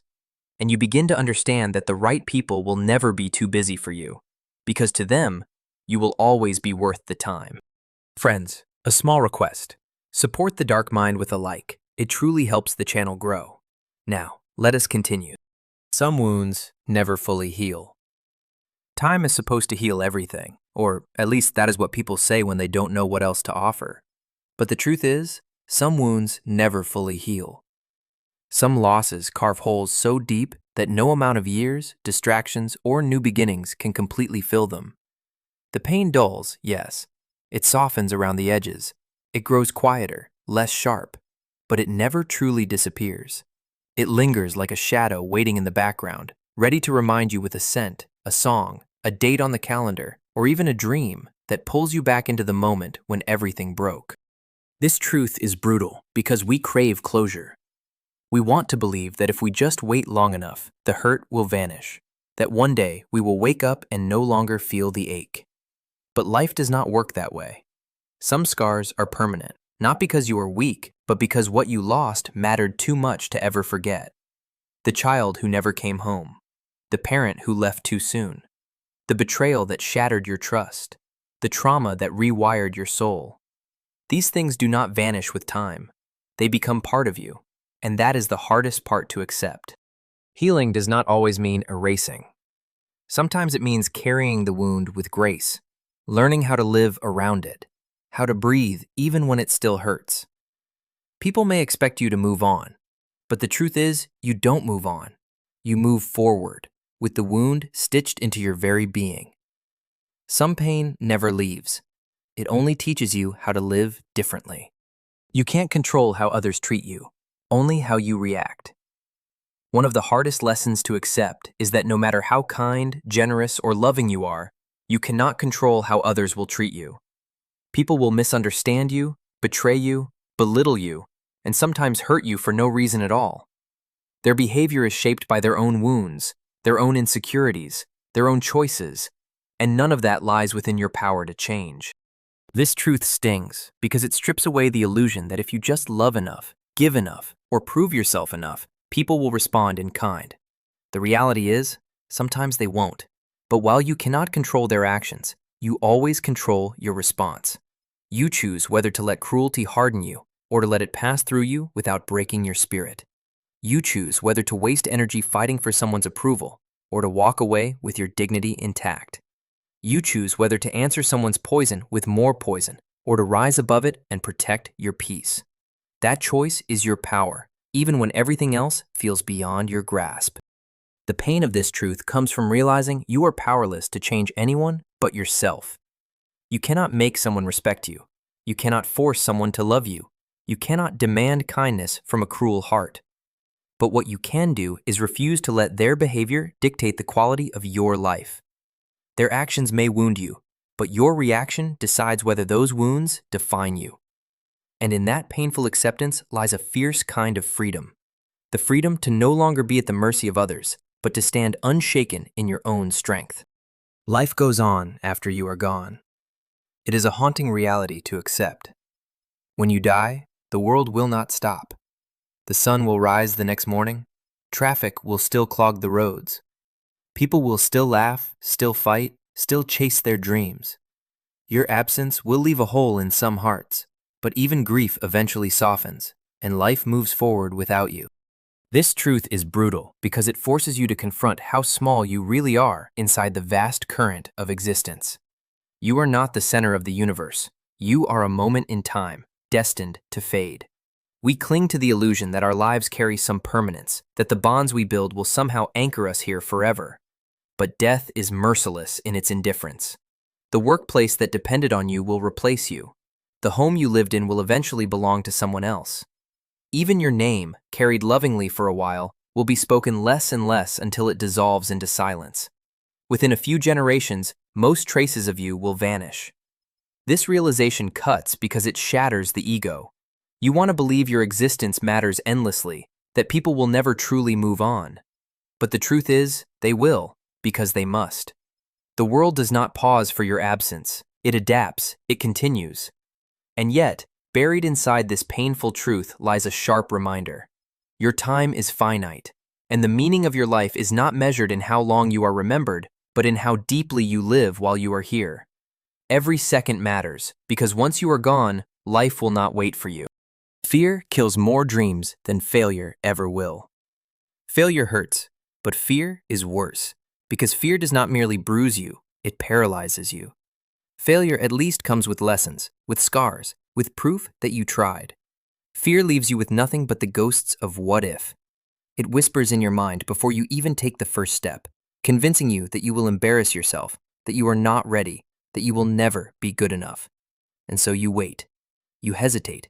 You plan endlessly until the opportunity has already slipped past you. The cruel reality is that countless dreams die long before failure ever gets the chance to touch them, slaughtered by fear and by silence. This truth is devastating because it is invisible. Nobody sees the book you never wrote, the business you never started, the love you never confessed. Nobody mourns the life you could have lived because it never existed. You are left carrying the weight of untold stories and unrealized potential, haunted by the echo of chances you were too afraid to take. And unlike failure, fear does not teach, it only steals. We hide behind the illusion that safety is better than risk, that staying comfortable is wiser than stepping into the unknown. But comfort rots into regret. One day you wake up and realize the years you thought you had to try are already gone. And the only thing standing between you and the life you truly wanted was fear itself. The brutal truth is that failure wounds, but fear buries you alive. And while failure fades, fear lingers forever, chaining you to the dreams you never had the courage to chase. Your feelings do not change the facts. Feelings are powerful. They shape the way you see the world, dictate your decisions, and fuel your actions. But as overwhelming as they can be, your feelings do not change the facts. You can feel worthless, but that does not mean you are. You can feel that someone loves you, but that does not mean they do. You can feel that the world is against you, but reality does not bend to your emotions. Facts remain cold, unyielding, and indifferent to how much they hurt. This truth cuts deep because emotions often feel more real than logic. When you are angry, it feels justified, even if you are wrong. When you are heartbroken, it feels permanent, even though time will prove otherwise. When you are afraid, the danger feels certain, even if it exists only inside your head. Feelings make liars out of us. They convince us that the world is exactly as we perceive it in that moment, when in reality, nothing outside of us has changed. The sting comes when you realize how much of your life you have wasted believing your feelings were the truth. How many opportunities did you avoid because you felt unready? How many relationships did you ruin because you felt unloved, when love was actually there? How many dreams did you bury because you felt incapable, when the only barrier was fear? It is brutal to admit, but your feelings do not rewrite reality. Facts do not care about your moods, your doubts, or your pain. The world will keep turning whether you feel you can handle it or not. And until you learn to separate emotion from truth, you will keep losing battles that were never real to begin with. People remember mistakes longer than victories. You can pour years into building something remarkable, and one mistake can stain it forever.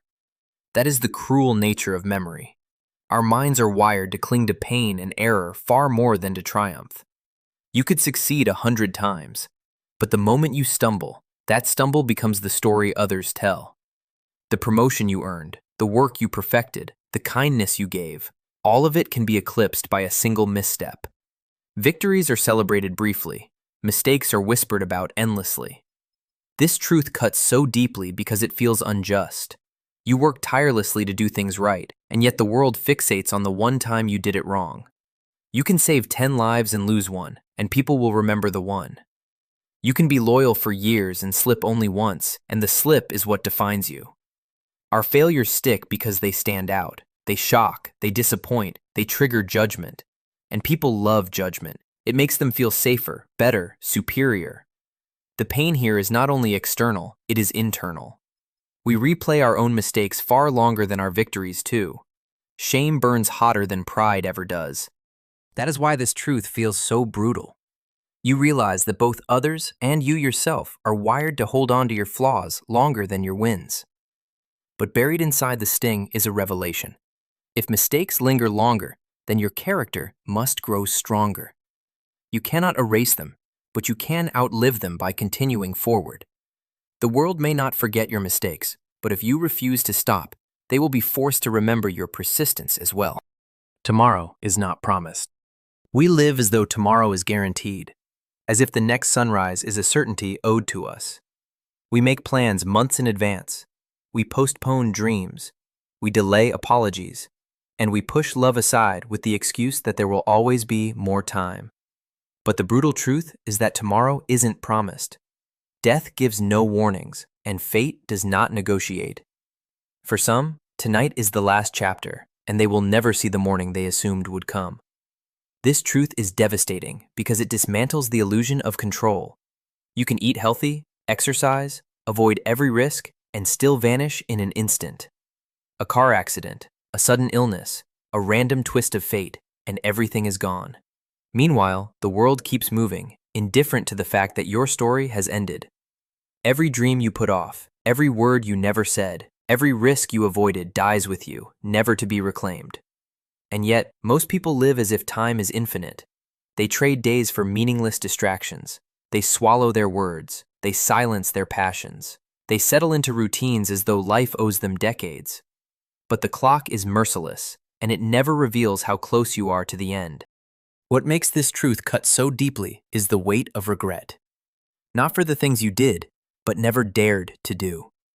Tomorrow is not guaranteed, and every day you waste is a gamble against the one resource you can never win back. Most opportunities never come twice. Life has a cruel way of offering doors that open only once. An introduction to someone who could change your path, a chance to take a risk, an invitation that seems small at the time but could have altered everything. These moments rarely return. Most opportunities never come twice, and when you let them slip, they vanish into the fog of what could have been. That's the brutality of it. Opportunities don't announce themselves as life-changing when they arrive. They appear ordinary, inconvenient, or even frightening. Only in hindsight do you see their weight, and by then, they are gone. The sting comes from realizing how many of those chances you ignored. The job you didn't apply for because you doubted yourself. The relationship you didn't pursue because you were afraid of rejection. The move you postponed because it wasn't the perfect time. Opportunities don't wait for your readiness. They don't circle back until you feel comfortable. They slip through your fingers the moment you hesitate. And life does not guarantee a second offering. What makes this lesson devastating is the permanence of regret. You can fail and try again, but you cannot relive a missed chance. That person will move on. That moment will pass. That door will close, and you're left haunted by the silence of a life you might have lived had you only said yes. It's why the most successful people act before they feel ready. They understand that hesitation is often the true killer, because most opportunities, once lost, are lost forever. The past can't be changed, only accepted. The past has a cruel way of holding you hostage. You replay conversations in your head, rewrite endings in your imagination, and torture yourself with endless what-ifs. If only you had spoken up sooner. If only you hadn't made that mistake. If only you had chosen differently. But no matter how many times you replay it, the truth remains the same. Every word spoken, every action taken, every choice made, it's already carved into time, sealed beyond your reach. This truth hurts because regret is heavy and memory is merciless. Your mind drags you back to the moments you most want to escape, forcing you to relive them as though repetition could somehow undo them.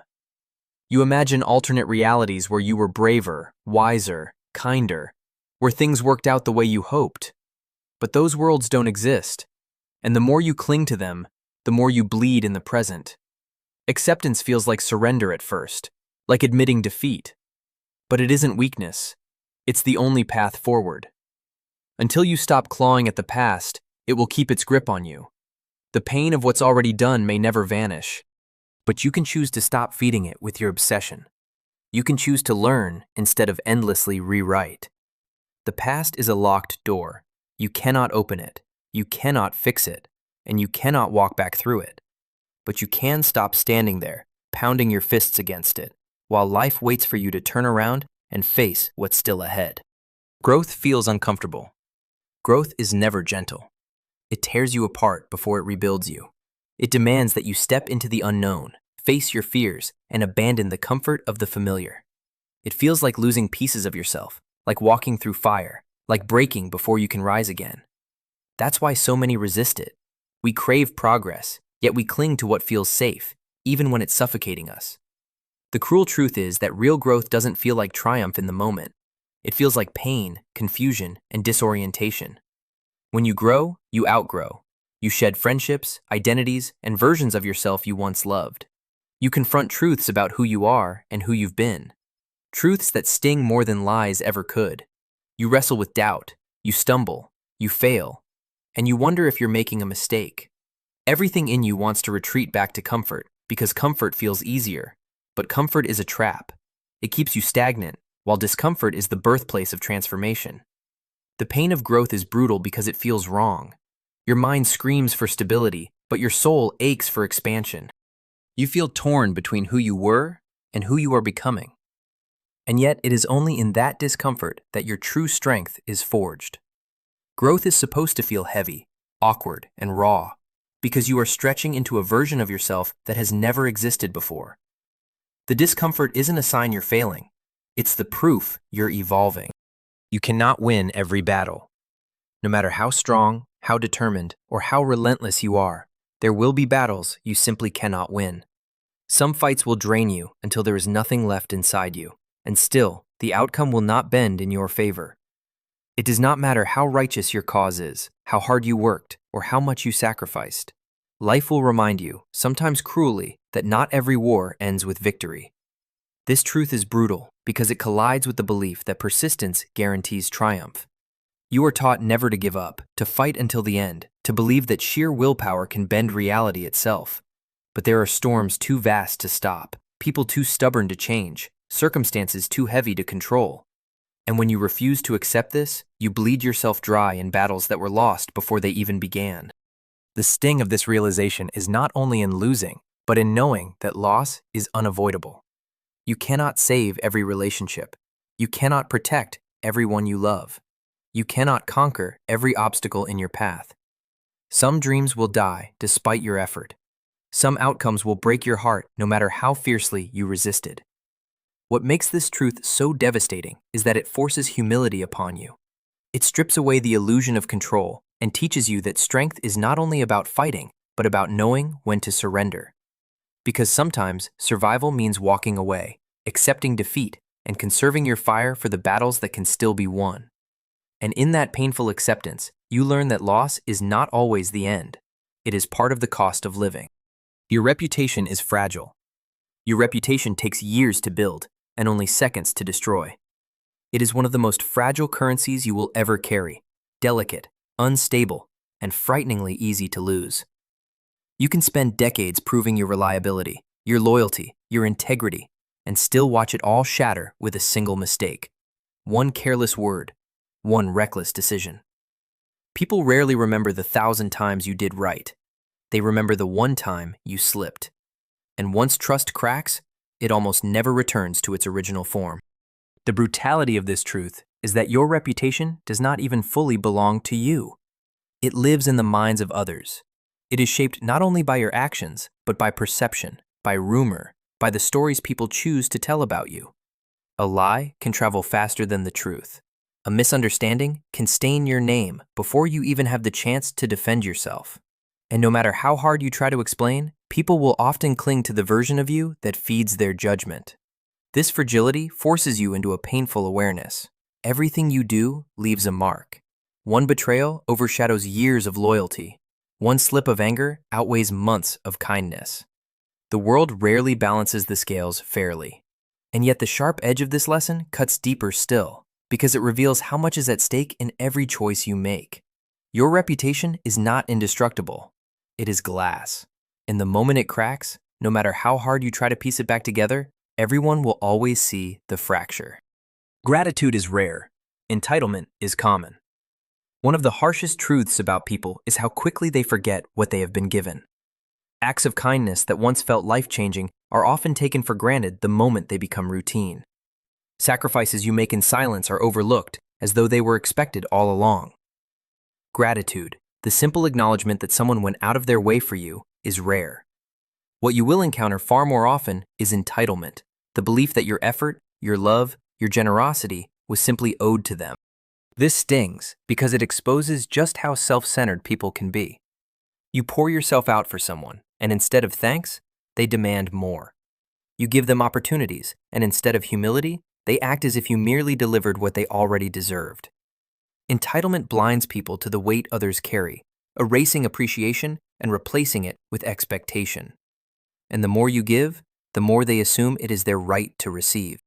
The brutality of this truth is that it leaves you feeling invisible. Your kindness becomes background noise.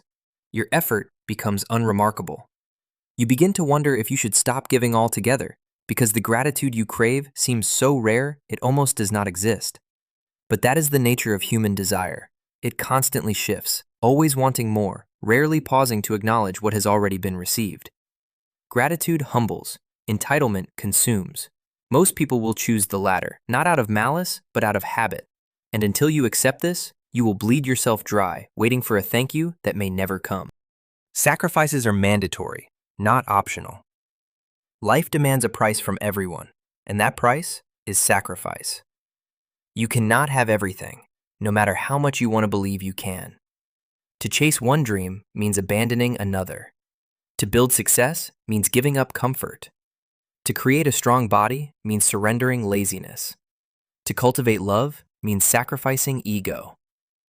Every path forward costs something, and pretending otherwise is the surest way to stay trapped in mediocrity.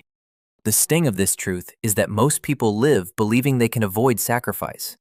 They think they can have the relationship without vulnerability, the wealth without discipline, the growth without discomfort.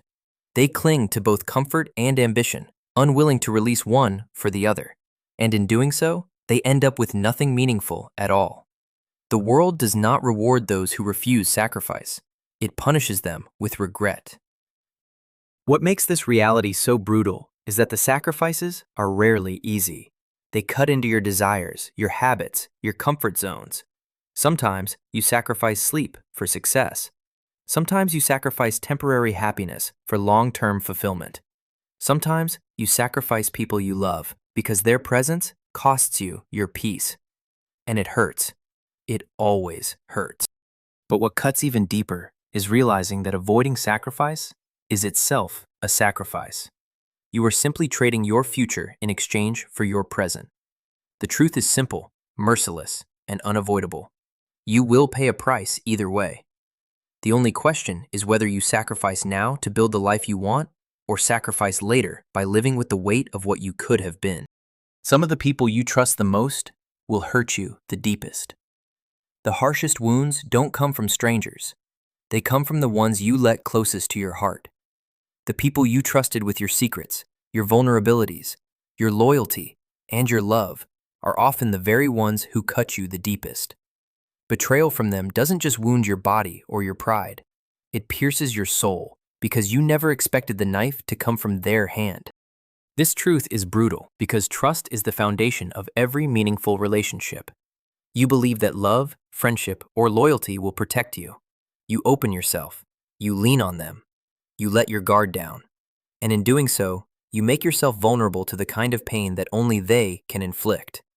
When they lie, when they leave, when they break promises or turn on you, the pain is unbearable. Not just because of what they did, but because of who they were to you. The scar they leave lingers long after the wound closes. You start to question your judgment, to doubt your worth, to harden yourself against closeness. You replay the moments, searching for warning signs you missed, punishing yourself for trusting too deeply. And the cruelest part is that sometimes they never even see the devastation they cause. This lesson cuts because it teaches you that love and loyalty are never guarantees of safety. The deeper the bond, the sharper the blade when it breaks. And though it makes you cautious, even cold, it also forces you to face a terrifying truth. Trust is always a risk. The ones capable of loving you the most are also the ones who can destroy you. Self-pity solves nothing. When life knocks you down, self-pity feels seductive. It whispers that you deserve to wallow, that the world has wronged you, that everything is unfair and cruel and stacked against you. And maybe all of that is true, but the brutal truth is that self-pity solves nothing. It doesn't heal wounds, it doesn't fix problems, it doesn't move you forward. It only traps you in the quicksand of your own misery, sinking you deeper the longer you stay there. The more you indulge it, the more powerless you become, because self-pity demands your attention while offering you nothing in return. The sting of this lesson is how comfortable self-pity feels in the moment. It's warm. It's easy. It absolves you of responsibility. You tell yourself it's not your fault, that you never had a chance, that the world is against you. And while some of that may be true, the longer you sit inside that narrative, the more life passes you by. The brutal reality is that nobody is coming to pull you out. People may sympathize for a moment, but eventually they move on with their own lives, leaving you trapped in your own despair. What makes this truth hurt so much is that self-pity feels like it should help. It feels like care, like validation, like healing. But it isn't. It is poison disguised as comfort. Every second spent feeling sorry for yourself is a second stolen from the fight you could be giving. And when the years slip away, you will realize self-pity didn't protect you. It only wasted the time you will never get back. Nobody respects those who don't respect themselves. Respect begins within. If you don't value yourself, if you constantly belittle your worth, tolerate mistreatment, and shrink to fit into places you don't belong, the world will mirror that back to you. People take their cues from how you carry yourself. If you show them you don't respect your own boundaries, they will assume it's fine to cross them. If you demonstrate that you don't believe in your own voice, they will stop listening. Nobody is going to hand you respect out of pity. If you don't claim it for yourself, it will not exist. This truth is brutal because so many convince themselves that kindness, selflessness, or sacrifice will earn them love and respect. They think enduring abuse proves loyalty, that staying quiet proves humility, that giving endlessly will eventually be reciprocated. But the opposite happens. People begin to see you as weak, as someone to exploit rather than protect. The more you disrespect yourself, the more invisible you become. It's a painful realization. You have been teaching people how to treat you all along. Every time you accepted less than you deserved, every time you let someone walk over you, every time you chose silence instead of self-respect, you were writing the script others would follow. And once they see you as someone who doesn't respect themselves, their respect for you dies too. The world rarely elevates those who refuse to elevate themselves. Respect is not begged for. It is commanded by the way you carry yourself, by the boundaries you set, and by the values you refuse to compromise. Without self-respect, you are asking others to give you what you have already denied yourself. Lies eventually catch up. Every lie feels small in the beginning, harmless even, a way to protect yourself, to avoid conflict, to make life a little easier. It slips off the tongue and disappears, giving you a temporary escape. But lies are never truly gone. They linger like shadows, stacking one on top of another until they form a weight too heavy to carry. The truth is relentless, and no matter how carefully you hide it, has a way of clawing its way to the surface. This reality is brutal because lies often reward you in the short term. They buy you time, save you from embarrassment, protect your reputation, or get you what you want. But with each lie, you create cracks in the foundation of your life. Trust erodes, anxiety grows.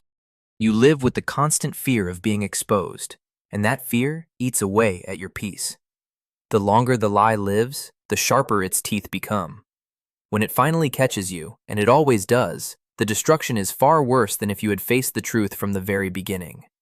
What makes this lesson sting is that it doesn't only apply to the lies you tell others. It applies to the ones you tell yourself, the excuses, the justifications, the denial of your own flaws. Sooner or later, reality confronts you. You cannot run forever, and when it does, the pain of self-deception cuts deeper than any judgment from others could. Lies may offer comfort, but it is a comfort laced with poison. The truth may hurt in the moment, but the lie destroys in the end, and no matter how fast you run, it will always catch up. Ignorance is expensive.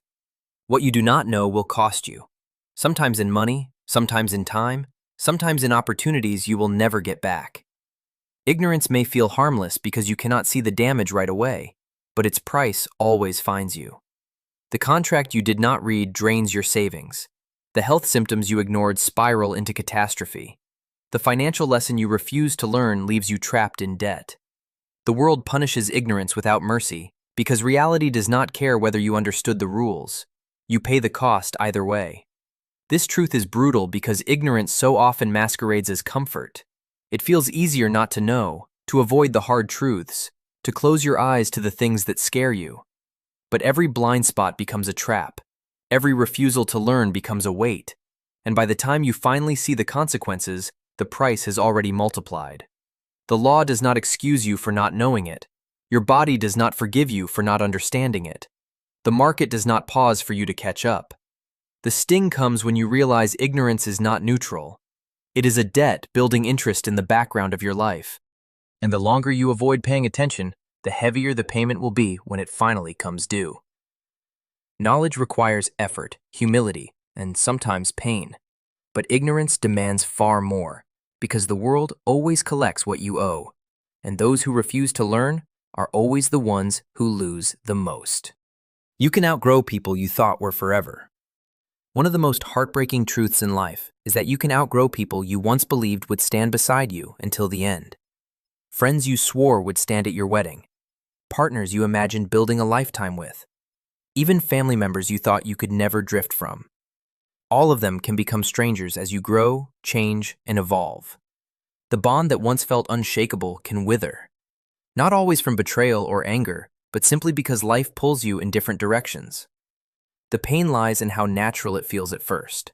You laugh together, you share secrets, you survive storms side by side, and it seems impossible that anything could ever separate you.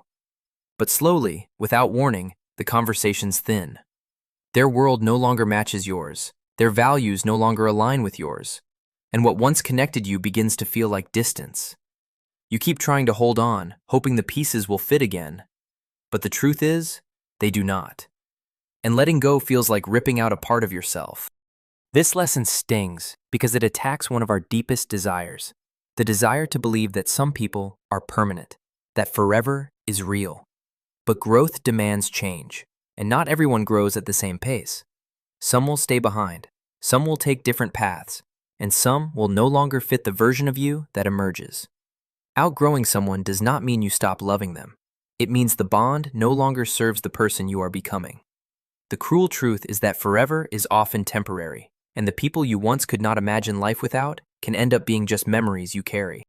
Not everyone matures at the same pace. One of the most painful truths you will face is realizing that people do not grow together. Some evolve quickly, shedding old habits, chasing growth, and stepping into responsibility, while others cling to immaturity, living as though time has no consequences. Not everyone matures at the same pace, and this disparity can tear relationships apart. You might find yourself outgrowing friends who once felt inseparable, no longer entertained by the same jokes, no longer satisfied by the same reckless patterns. You might watch people you love sabotage themselves, stuck in cycles you have already left behind. This truth hurts because it forces you to accept that effort, love, and loyalty cannot accelerate someone else's growth. You can beg them to see, to change, to catch up to the version of life you are reaching for, but maturity cannot be borrowed. It must be chosen, and many never choose it. Some stay trapped in adolescence long into adulthood, chasing thrills instead of building futures, blaming others instead of taking responsibility, waiting for life to fix itself instead of stepping up. The emotional sting comes when you realize you cannot hold on to everyone. You cannot force growth on those who are not ready. And if you try to slow yourself down for their sake, you end up shrinking. You either keep climbing or you stay stuck with them, and neither choice is without pain. What makes this so brutal is the inevitability of it. You will outgrow people you never thought you would, not because you stopped loving them, but because life pulled you onto separate timelines. Some will catch up eventually. Some never will. Arrogance destroys more than ignorance. Ignorance is dangerous, but arrogance is lethal. Ignorance means not knowing something that can still be corrected with learning, humility, and experience. But arrogance is worse. It is the belief that you already know everything, that you are untouchable, that you have nothing left to learn.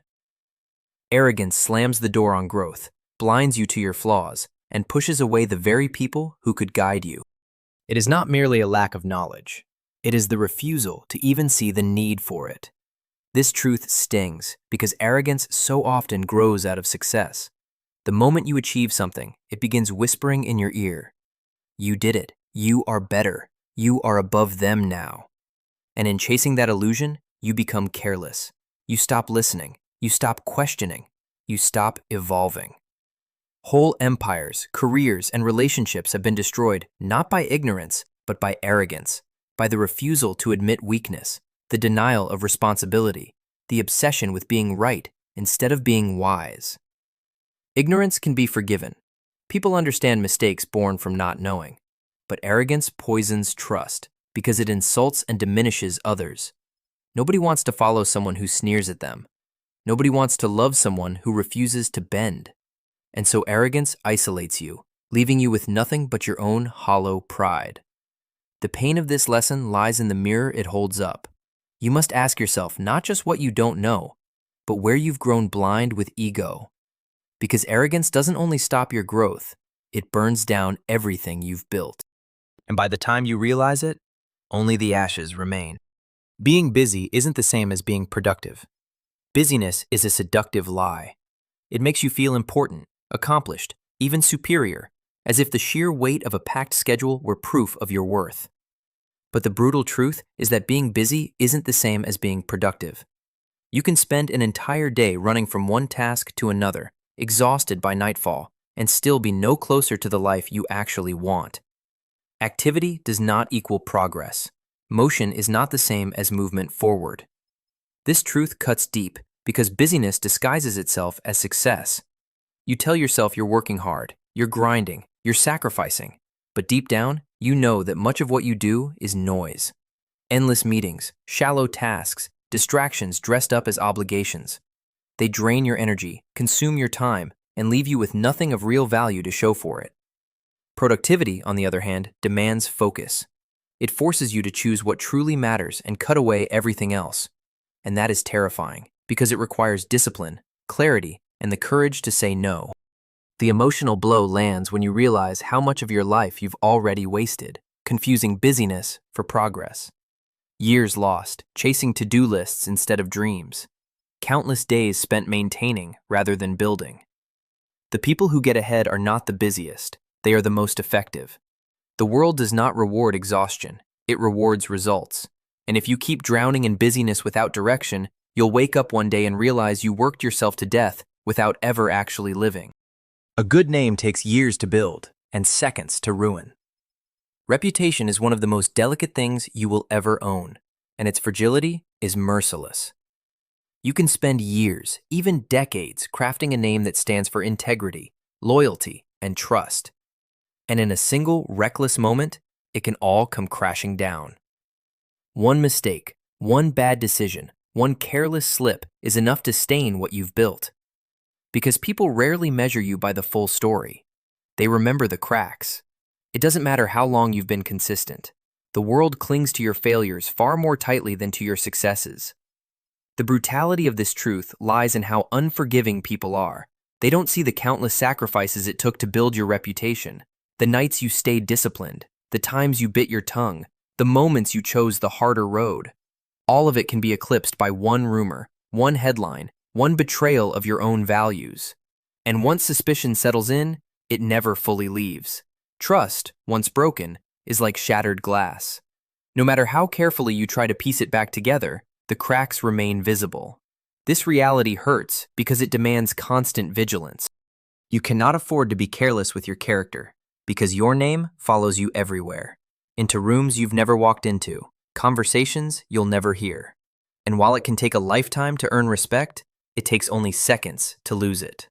The weight of that responsibility is heavy, but it is also inescapable. Your good name is your shadow, fragile and precious. And once it has been ruined, it rarely ever returns to what it was. The world doesn't pause for your pain. When tragedy strikes, when heartbreak rips through your chest, when grief leaves you unable to breathe, it feels impossible that life could simply go on. And yet it does. The world does not stop because you are hurting. The sun rises, traffic fills the streets, deadlines approach, people laugh, argue, shop, and scroll, unaware of the storm tearing you apart inside. Your pain feels monumental to you, but to the world, it is just another unseen fracture among billions. And that is one of the cruelest truths of existence. Your suffering will never slow down the clock. This realization can feel like betrayal. You want the world to notice, to pause with you, to recognize that something sacred has shattered. Instead, everything keeps moving, indifferent to your brokenness. Bills still demand payment. Work still demands performance. Responsibilities still pile up, merciless and unmoved by the weight on your chest. Life refuses to wait for you to heal. The brutality of this truth is in how isolating it feels. You are screaming inside while the world hums along as if nothing has happened. And yet within this cruelty lies a lesson. You cannot afford to wait for the world to accommodate your wounds. You must learn to move forward while carrying them. To keep walking, even when it feels impossible. To find a way to stitch yourself together while everything around you races on. The world doesn't pause for your pain because it cannot. And as merciless as that feels, it forces you to rise, to adapt, and to find strength you never knew you had, just to keep moving with it. You cannot fix people who do not want to change. One of the most heart-shattering truths in life is realizing that no matter how deeply you love someone, no matter how much of yourself you pour into them, you cannot repair a person who refuses to face themselves. You can offer guidance, patience, forgiveness, and second chances until you are hollowed out. Yet if they will not confront who they are, every effort you make will collapse in your hands. Change cannot be forced from the outside. It has to be chosen from within. This truth cuts deep because it collides with hope. You want to believe your love can save them, that your tenderness can soften sacrifices, will inspire them to rise into someone better. But people do not transform because you long for it. They transform only when the pain of staying the same finally becomes heavier than the fear of changing. Until they reach that threshold, everything you offer is nothing more than a bandage pressed over a wound they refuse to heal. The sting is watching how much of yourself you lose while trying to fix someone else. You surrender your peace, your time, your dreams, all in the name of holding them together, only to discover they were never willing to stand on their own. Love turns into a cage, and your compassion becomes the very thing draining the life out of you. The brutal freedom arrives when you finally accept this truth. You are responsible for your own growth, and they, theirs. You cannot carry someone across a finish line they refuse to run toward. And if they do not want to change, no amount of love, patience, or sacrifice will ever be enough. Laziness costs more than effort. Laziness feels cheap in the moment. Skipping the workout saves energy. Ignoring the project spares you stress. Putting things off gives you the fleeting comfort of rest. But what feels like a small saving quietly becomes a massive debt. The brutal truth is that laziness costs far more than effort ever will. Every time you avoid the grind, the price compounds in silence until one day it becomes unbearable. The sting of this truth reveals itself in regret. The body you neglected demands payment in pain, weakness, and sickness. The opportunities you ignored vanish forever, leaving you with nothing but the memory of what could have been. The dreams you delayed rot into fantasies, and the comfort you clung to hardens into chains. What once felt like a harmless choice becomes a lifetime of consequences. Effort is painful. Yes, work is uncomfortable. Discipline is exhausting. Sacrifice stings. But effort pays forward. It builds strength, creates opportunities, and plants seeds that grow. Laziness pays backward. It steals tomorrow's freedom for today's ease. And the cruelest part is that by the time you understand the cost, it is often too late to repair what has been lost. This lesson is brutal because it exposes how every choice you make is a trade. Pain now or pain later. Sweat or regret. The effort you resist is never as heavy as the punishment laziness delivers over time. And no matter how safe laziness feels in the moment, the bill always comes due, and it is always higher than you expected. Envy poisons your own progress. Envy feels like a natural reaction. You see someone with the success, the beauty, or the life you crave, and your heart twists with bitterness. But the brutal truth is that envy does nothing to bring you closer to what you want. Instead, it corrodes you from the inside, poisoning your focus, your joy, and your drive. While you are busy staring at someone else's lane, you stop running in your own. You trade growth for resentment, momentum for comparison, and all the while, the person you envy continues moving forward, while you stand frozen in place, shackled by your own jealousy. Envy whispers lies that let the poison spread deeper. It convinces you that their success somehow diminishes yours, that the world is a zero-sum game in which their win must mean your loss. It fuels a quiet hatred, not because you truly wish them harm, but because you cannot bear the mirror it holds up to your own stagnation. And the more you feed it, the more it blinds you to the opportunities already waiting right in front of you. The pain of envy is that it feels justified, yet it is entirely self-inflicted. The people you envy are not the ones stealing your progress. You are. Every second spent wishing for their downfall is a second stolen from your own rise. Envy does not hurt them. It suffocates you. It robs you of gratitude, of clarity, of peace. And the longer you carry it, the more it turns you into a shadow of who you could have been. Because the truth is simple. Envy never builds. It only burns. And the first thing it burns is you. Comfort is addictive. Comfort feels safe, warm, and harmless. But it is one of the most dangerous addictions you can ever fall into. The human mind craves ease, predictability, and familiarity. Once you taste comfort, it seduces you into standing still, whispering that risk is unnecessary, that effort is optional, that tomorrow will always offer you another chance. But tomorrow becomes next week, next month, next year, and suddenly decades slip away while you sit in the same place, untouched by growth, unscarred by effort, but also unrewarded by any progress. The danger of comfort is that it does not feel like poison. It feels good. It feels deserved. After all, what is wrong with rest, with safety, with staying where things do not hurt? Yet comfort quietly robs you of hunger, of ambition, of the fire to push into the unknown. It replaces dreams with routines. And before you realize it, you are existing instead of living. What was once a temporary break becomes a permanent prison. This truth is brutal because you do not notice comfort's grip until it is too late. By the time you recognize it, opportunities have passed, energy has faded, and potential has rotted into regret. Comfort whispers that you are fine, right where you are. But with every year you remain trapped in its arms, another part of you quietly dies. The addiction to comfort is stronger than fear, stronger than failure, because it does not feel like a threat. It feels like peace. But in truth, it is the quiet suffocation of everything you could have been, dressed up as safety. And once it claims you, escaping it becomes the fight of your life. Most people fake confidence. Confidence looks powerful from the outside. Steady voices, straight posture, unwavering eye contact. It intimidates. It inspires. It convinces others that the person standing in front of them has everything figured out. But the brutal truth is that most people are faking it. Beneath the polished exterior lies doubt, fear, and insecurity they have learned to hide. People wear confidence like armor, not because they feel strong, but because they are terrified of being seen as weak. This truth stings, because you compare your private chaos to everyone else's public mask. You assume others are fearless while you tremble, that they are certain while you second-guess yourself, that they belong while you feel out of place. But behind closed doors, the same people who look unshakable in public often wrestle with anxiety, shame, and self-doubt.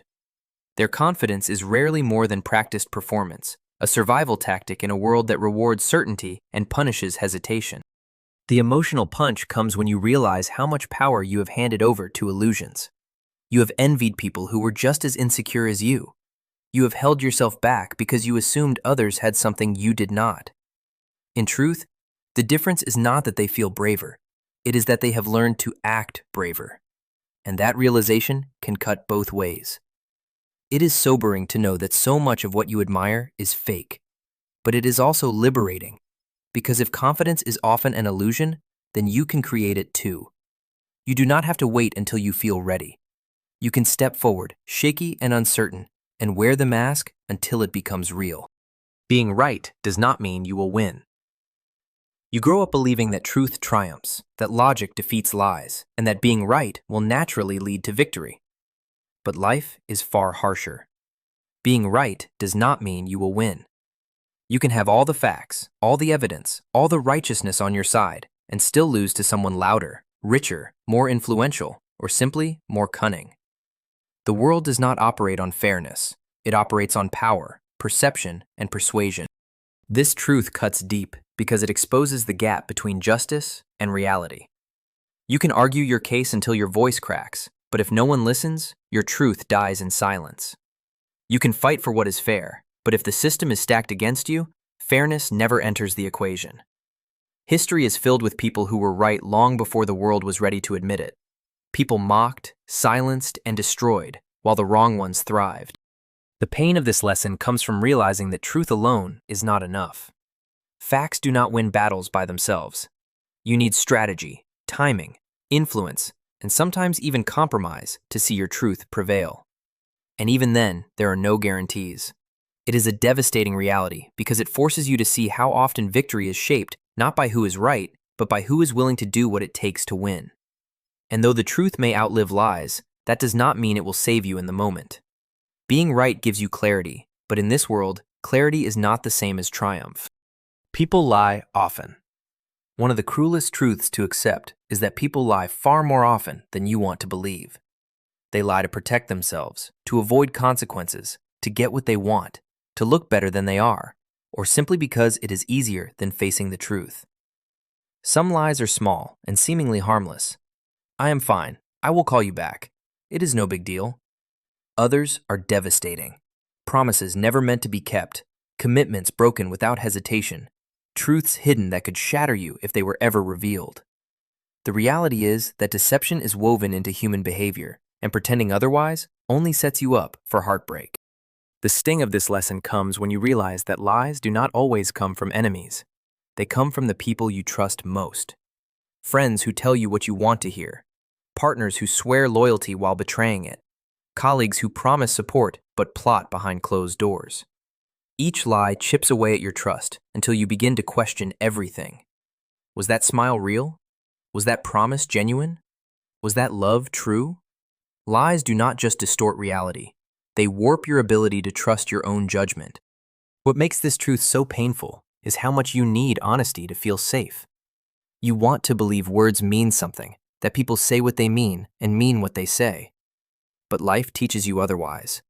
People lie often, easily, and sometimes without even realizing it. And the longer you deny it, the more devastating the betrayal feels when it finally reveals itself. Lies are not the exception. They are the rule you must learn to see through. Your potential means nothing without execution. Potential is seductive. It makes people praise you for your talent, admire your intelligence, or envy your abilities. It fills your head with visions of what you could achieve, what you might become, what your future should look like. But potential is only a shadow. It has no weight, no power, no reality until it is executed. The world does not reward what you are capable of. It rewards what you actually do. And the brutal truth is that graveyards are full of people who died with enormous potential, having never turned it into anything real. What makes this so painful is how comforting potential feels. It allows you to bask in the illusion of greatness without the discomfort of work. People say, "You are so gifted, you are destined for more," and you believe it, as if destiny will knock on your door without effort. But potential is perishable. Without action, it rots. Every day you postpone, every risk you sidestep, every excuse you whisper to yourself chips away at the life you could have built. Execution is where the truth lives. It is unglamorous. It is waking up early when no one is watching. It is stumbling through failure, learning, adjusting, and trying again. It is grinding through boredom, rejection, and resistance. It is the ugly, relentless work that turns dreams into something you can actually touch. Potential demands nothing. Execution demands everything. The harsh reality is this: nobody will remember you for what you could have done. They will only remember what you actually did. And until you learn to cross that bridge from possibility to reality, your potential is nothing more than an echo of the life you never lived. Blaming others keeps you stuck. Blame feels comforting. It gives you an enemy to point at, a reason for your pain, a way to explain why life has not turned out the way you wanted. It is easier to say it is your parents' fault, your boss's fault, your partner's fault, society's fault. And maybe sometimes you are right. They did fail you. They did hurt you. They did make life harder. But here's the brutal truth. Blame changes nothing. It may justify your anger, but it does not move you forward. The more you cling to it, the more you chain yourself to the very thing you hate. This truth cuts deep because blame feels like protection. If it is someone else's fault, then you do not have to face your own responsibility. You do not have to confront your choices, your patterns, your role in your own suffering. But while blame feels like a shield, it is actually a prison. It keeps you replaying the same story, the same pain over and over again, while your life quietly slips away.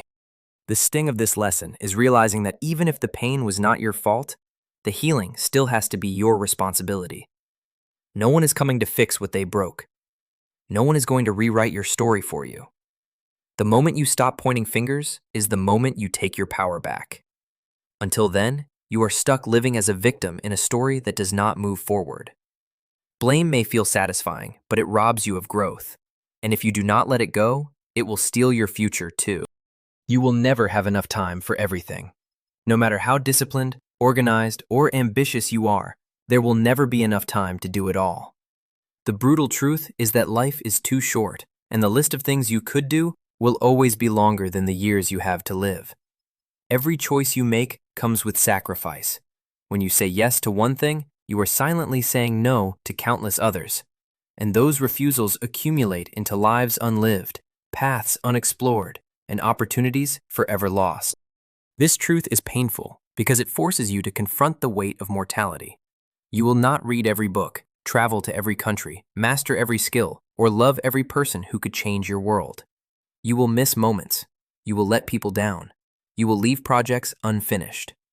Even if you lived with perfect focus, the clock would still outrun you. The sting of this lesson comes when you realize how often you spend your limited hours on things that do not matter. Scrolling, worrying, procrastinating, drowning in obligations that steal your life 1 minute at a time. And while you waste your precious hours, the things you claim to care about sit untouched in the background, fading with each passing day. You will never have enough time for everything, but you do have enough for what truly matters. The question is whether you will use it with intention or wake up one day staring at the wreckage of wasted years, wondering how it all slipped away. Success comes with sacrifices you may not like. Everyone wants success, but few are prepared for the price it demands. The fantasy is that you can have it all: wealth, freedom, love, friendships, health, peace. But the brutal truth is that real success always comes with sacrifices, and often they are the ones you least expect or want to give. To climb higher, you will trade sleep for work, comfort for struggle, time with loved ones for hours of grind. You may lose friendships that cannot withstand your ambition, relationships that cannot endure your focus, or moments with family you can never get back. Success asks for pieces of your life that feel unfair to surrender, yet it takes them anyway.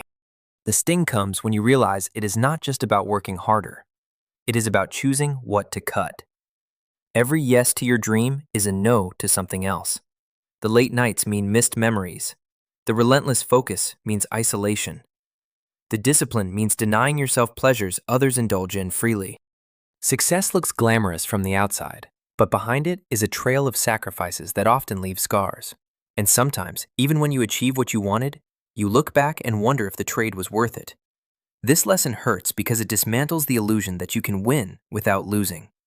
Success is not free. It extracts payment in relationships, health, time, or peace. The cost varies, but it is always there. And the deeper truth is that you do not always get to choose what you sacrifice. Sometimes success demands the very things you swore you would never give up. And you have to decide if your dream is worth the price. Some relationships expire, no matter what you do. One of the most brutal lessons in life is realizing that not all relationships are meant to last forever. You can pour love, loyalty, and effort into someone and still watch the bond dissolve. You can fight for them with everything you have and still lose them. Some relationships expire not because of betrayal, not because of neglect, but simply because people change, paths diverge, priorities shift, and the person you once felt inseparable from becomes a stranger standing in front of you. This truth is excruciating because it feels unfair. You replay every memory, every sacrifice, every promise, wondering how something so strong could dissolve into nothing. You try harder, give more, hold tighter, convinced you can stop the unraveling if only you refuse to let go. But no amount of love can stop time from pulling people in different directions. And sometimes, the harder you fight to keep what is slipping away, the more brutal the break becomes when it finally arrives. What makes this lesson so haunting is how powerless it leaves you. You come to see that love is not always enough, that a shared history does not guarantee a shared future, that even the deepest connections can reach their natural end, no matter how desperately you wish otherwise. And you are left standing in the wreckage, forced to accept that not every goodbye comes with closure. Not every ending comes with an explanation. The hardest part is learning to let go without resentment, to honor what once was without destroying yourself trying to keep it alive. Because some relationships, no matter how much they mean, are only chapters, not the whole story. What you tolerate is what you will get. Life has a cruel way of giving you exactly what you are willing to accept. Every time you let someone disrespect you without consequence, you teach them that their behavior is allowed. Every time you swallow mistreatment in silence, you show the world that you value peace over dignity. What you tolerate becomes the standard, and once that line is drawn, people rarely rise above it. They sink to it. This truth is painful because tolerance so often disguises itself as patience, as love, as sacrifice. You tell yourself you are being understanding, that things will change, that enduring a little more will prove your worth. But tolerance is a double-edged sword. While it spares you conflict in the moment, it slowly erodes your self-respect. The longer you allow it, the harder it becomes to demand anything better. You do not just tolerate others, you train yourself to settle for less. The sting comes later, when resentment builds. You look around at the disrespect, the broken boundaries, the endless disappointment, and wonder why life keeps dealing you the same pain. But the answer is brutal. It is because you allowed it, you accepted it. You stayed silent when you should have spoken, and the world simply mirrored back the standard you set for yourself. The reality is that people will always push as far as you let them. They will take, test, and stretch until you enforce a boundary. If you tolerate lies, you will be lied to. If you tolerate disrespect, you will be disrespected.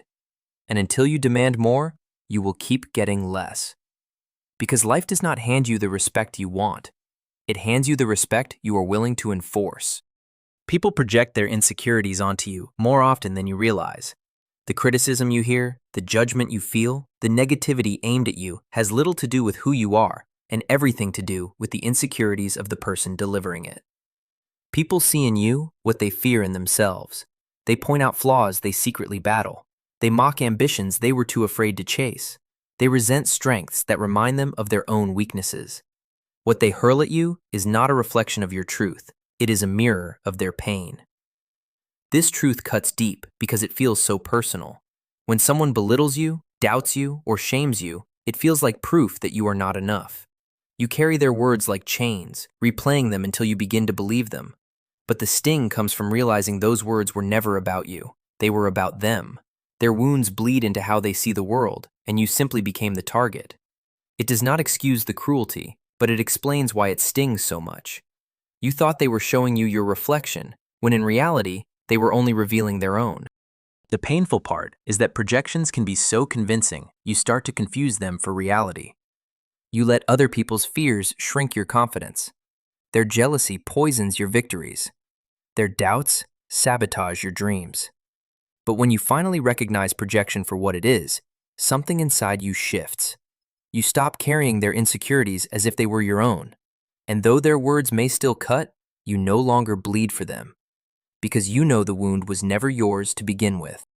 The world does not slow down when you are tired. Exhaustion does not grant you mercy. Fatigue does not earn you sympathy.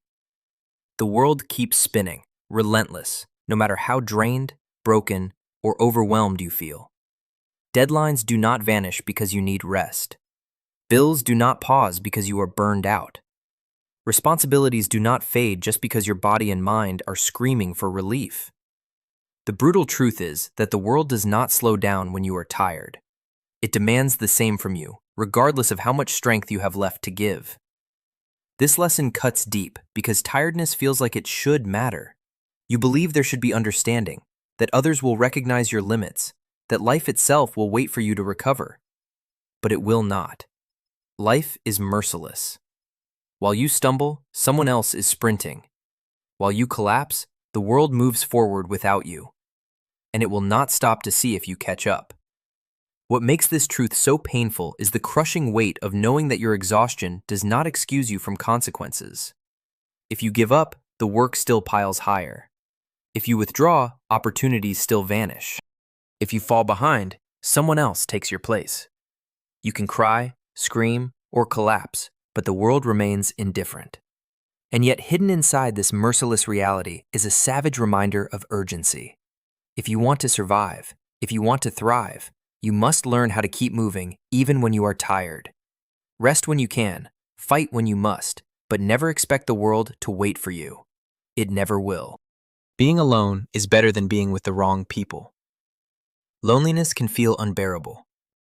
And in that ache for connection, people often settle for relationships that drain them instead of nurture them. But the brutal truth is that being alone is far better than surrounding yourself with the wrong people. The wrong people disguise themselves as friends, as lovers, even as family. Yet instead of lifting you, they suffocate you. They belittle your dreams, dismiss your feelings, exploit your kindness, and chain you to cycles of disappointment. You think their presence will ease your loneliness, but in reality, their presence only deepens it, leaving you feeling emptier than if you had been alone. The sting comes from realizing how much damage the wrong people can cause.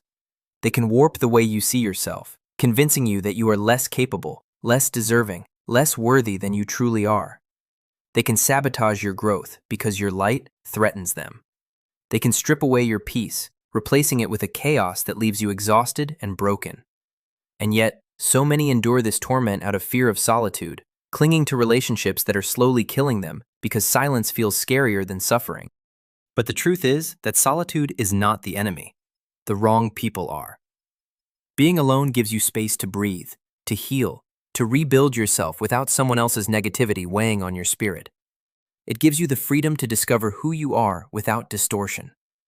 The pain of isolation is temporary, but the damage of staying with the wrong people can last a lifetime. Walking alone may feel heavy, but it is far lighter than being chained to those who were never meant to walk beside you. Trust takes years to earn and seconds to lose. Trust is one of the most fragile currencies in human connection. It is built slowly, brick by brick, through consistency, honesty, and reliability. It takes years of showing up, of keeping promises, of proving loyalty before someone feels safe enough to place their faith in you. But the brutal truth is that all of that work can be destroyed in a single instant. One lie, one betrayal, one moment of weakness, and the foundation you spent years building collapses as if it had never existed at all. This truth stings because it feels unfair. You can give someone your best self for so long, only to have one mistake outweigh 1,000 acts of love. People remember the wound longer than the healing. They hold on to the betrayal tighter than the trust you built before it. And no matter how much you apologize, how deeply you regret, how desperately you try to fix it, the scar remains. Sometimes it is permanent. Sometimes there is no going back. The pain of this reality is heavier when you are the one betrayed. You realize how vulnerable you were, how much you gave, how much of yourself you placed in someone else's hands, only to have it shattered in seconds.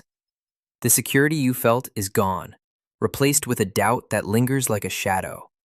The brutality of trust is its imbalance.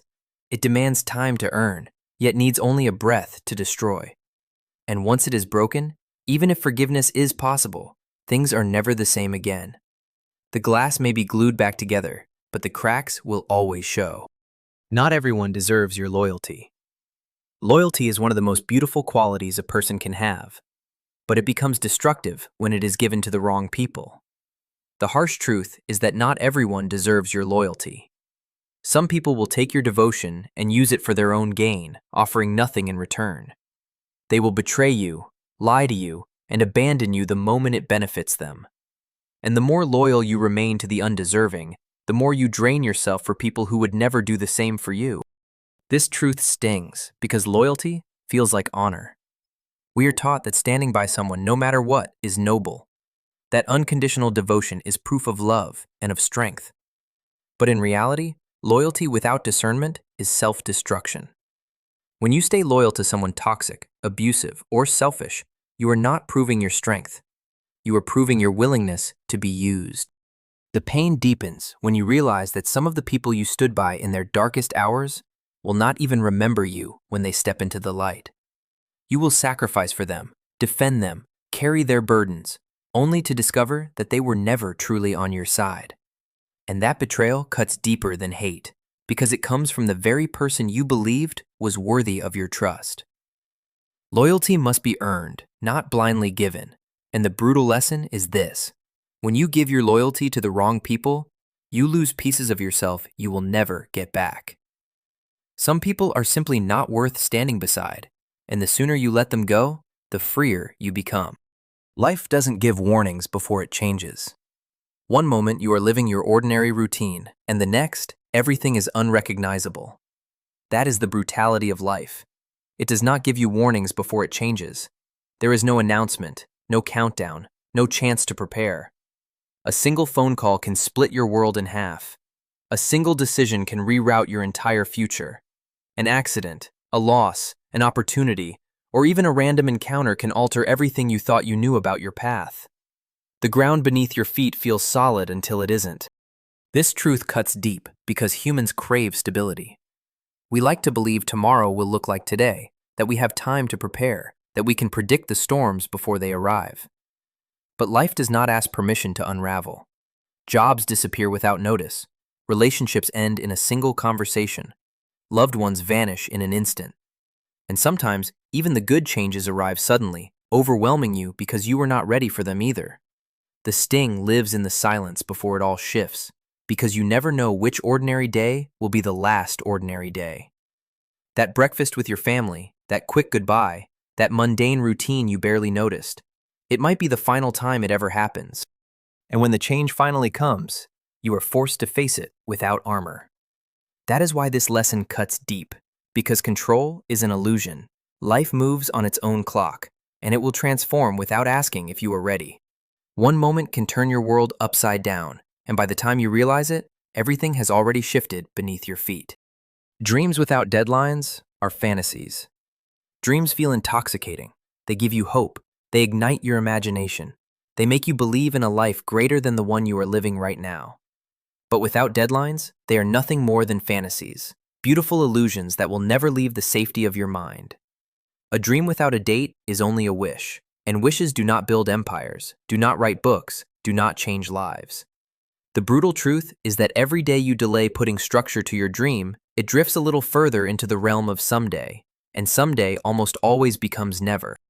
This lesson stings because we love the comfort of dreaming.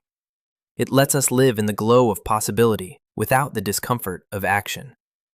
Inside your mind, you are already successful. You imagine the applause, the freedom, the fulfillment. But in reality, nothing has changed. And as years pass, the gap between who you are and who you wanted to be grows unbearable. You begin to understand that time, not talent, was the real enemy all along. Deadlines force reality into your bones. They demand sacrifice, focus, urgency. They strip away excuses and expose whether you are truly committed or simply addicted to the idea of success. Without them, dreams give you dopamine but no progress, hope but no results. And the longer you indulge in fantasy, the heavier regret becomes. The brutal truth is this: the world is full of dreamers and empty of doers. Your dreams are worthless until you anchor them in time, until you say not just one day, but by this day. Otherwise, they will die as fantasies, buried with the version of you who never found the courage to act. Your past does not define your future. It is easy to believe that your past is a prison, that your mistakes, your failures, and the things you have suffered will forever dictate who you are and what you can become.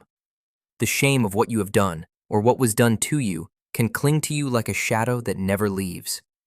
People around you may remind you of it.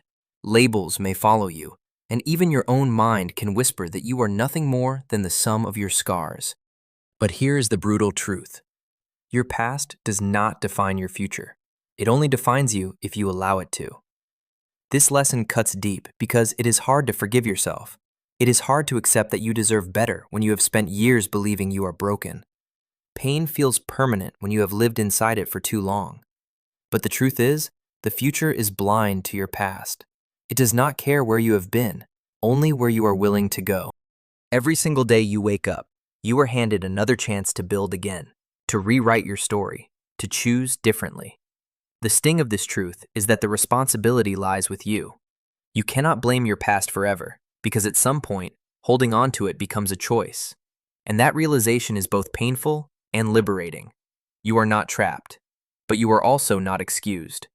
Your past may explain you, but it does not have to define you. The only thing that shapes your future is the courage to take the next step, even when the weight of yesterday still presses heavy on your shoulders. No one else can live your life for you. You can lean on others for guidance, inspiration, or support. But in the end, the weight of your life is yours alone to carry.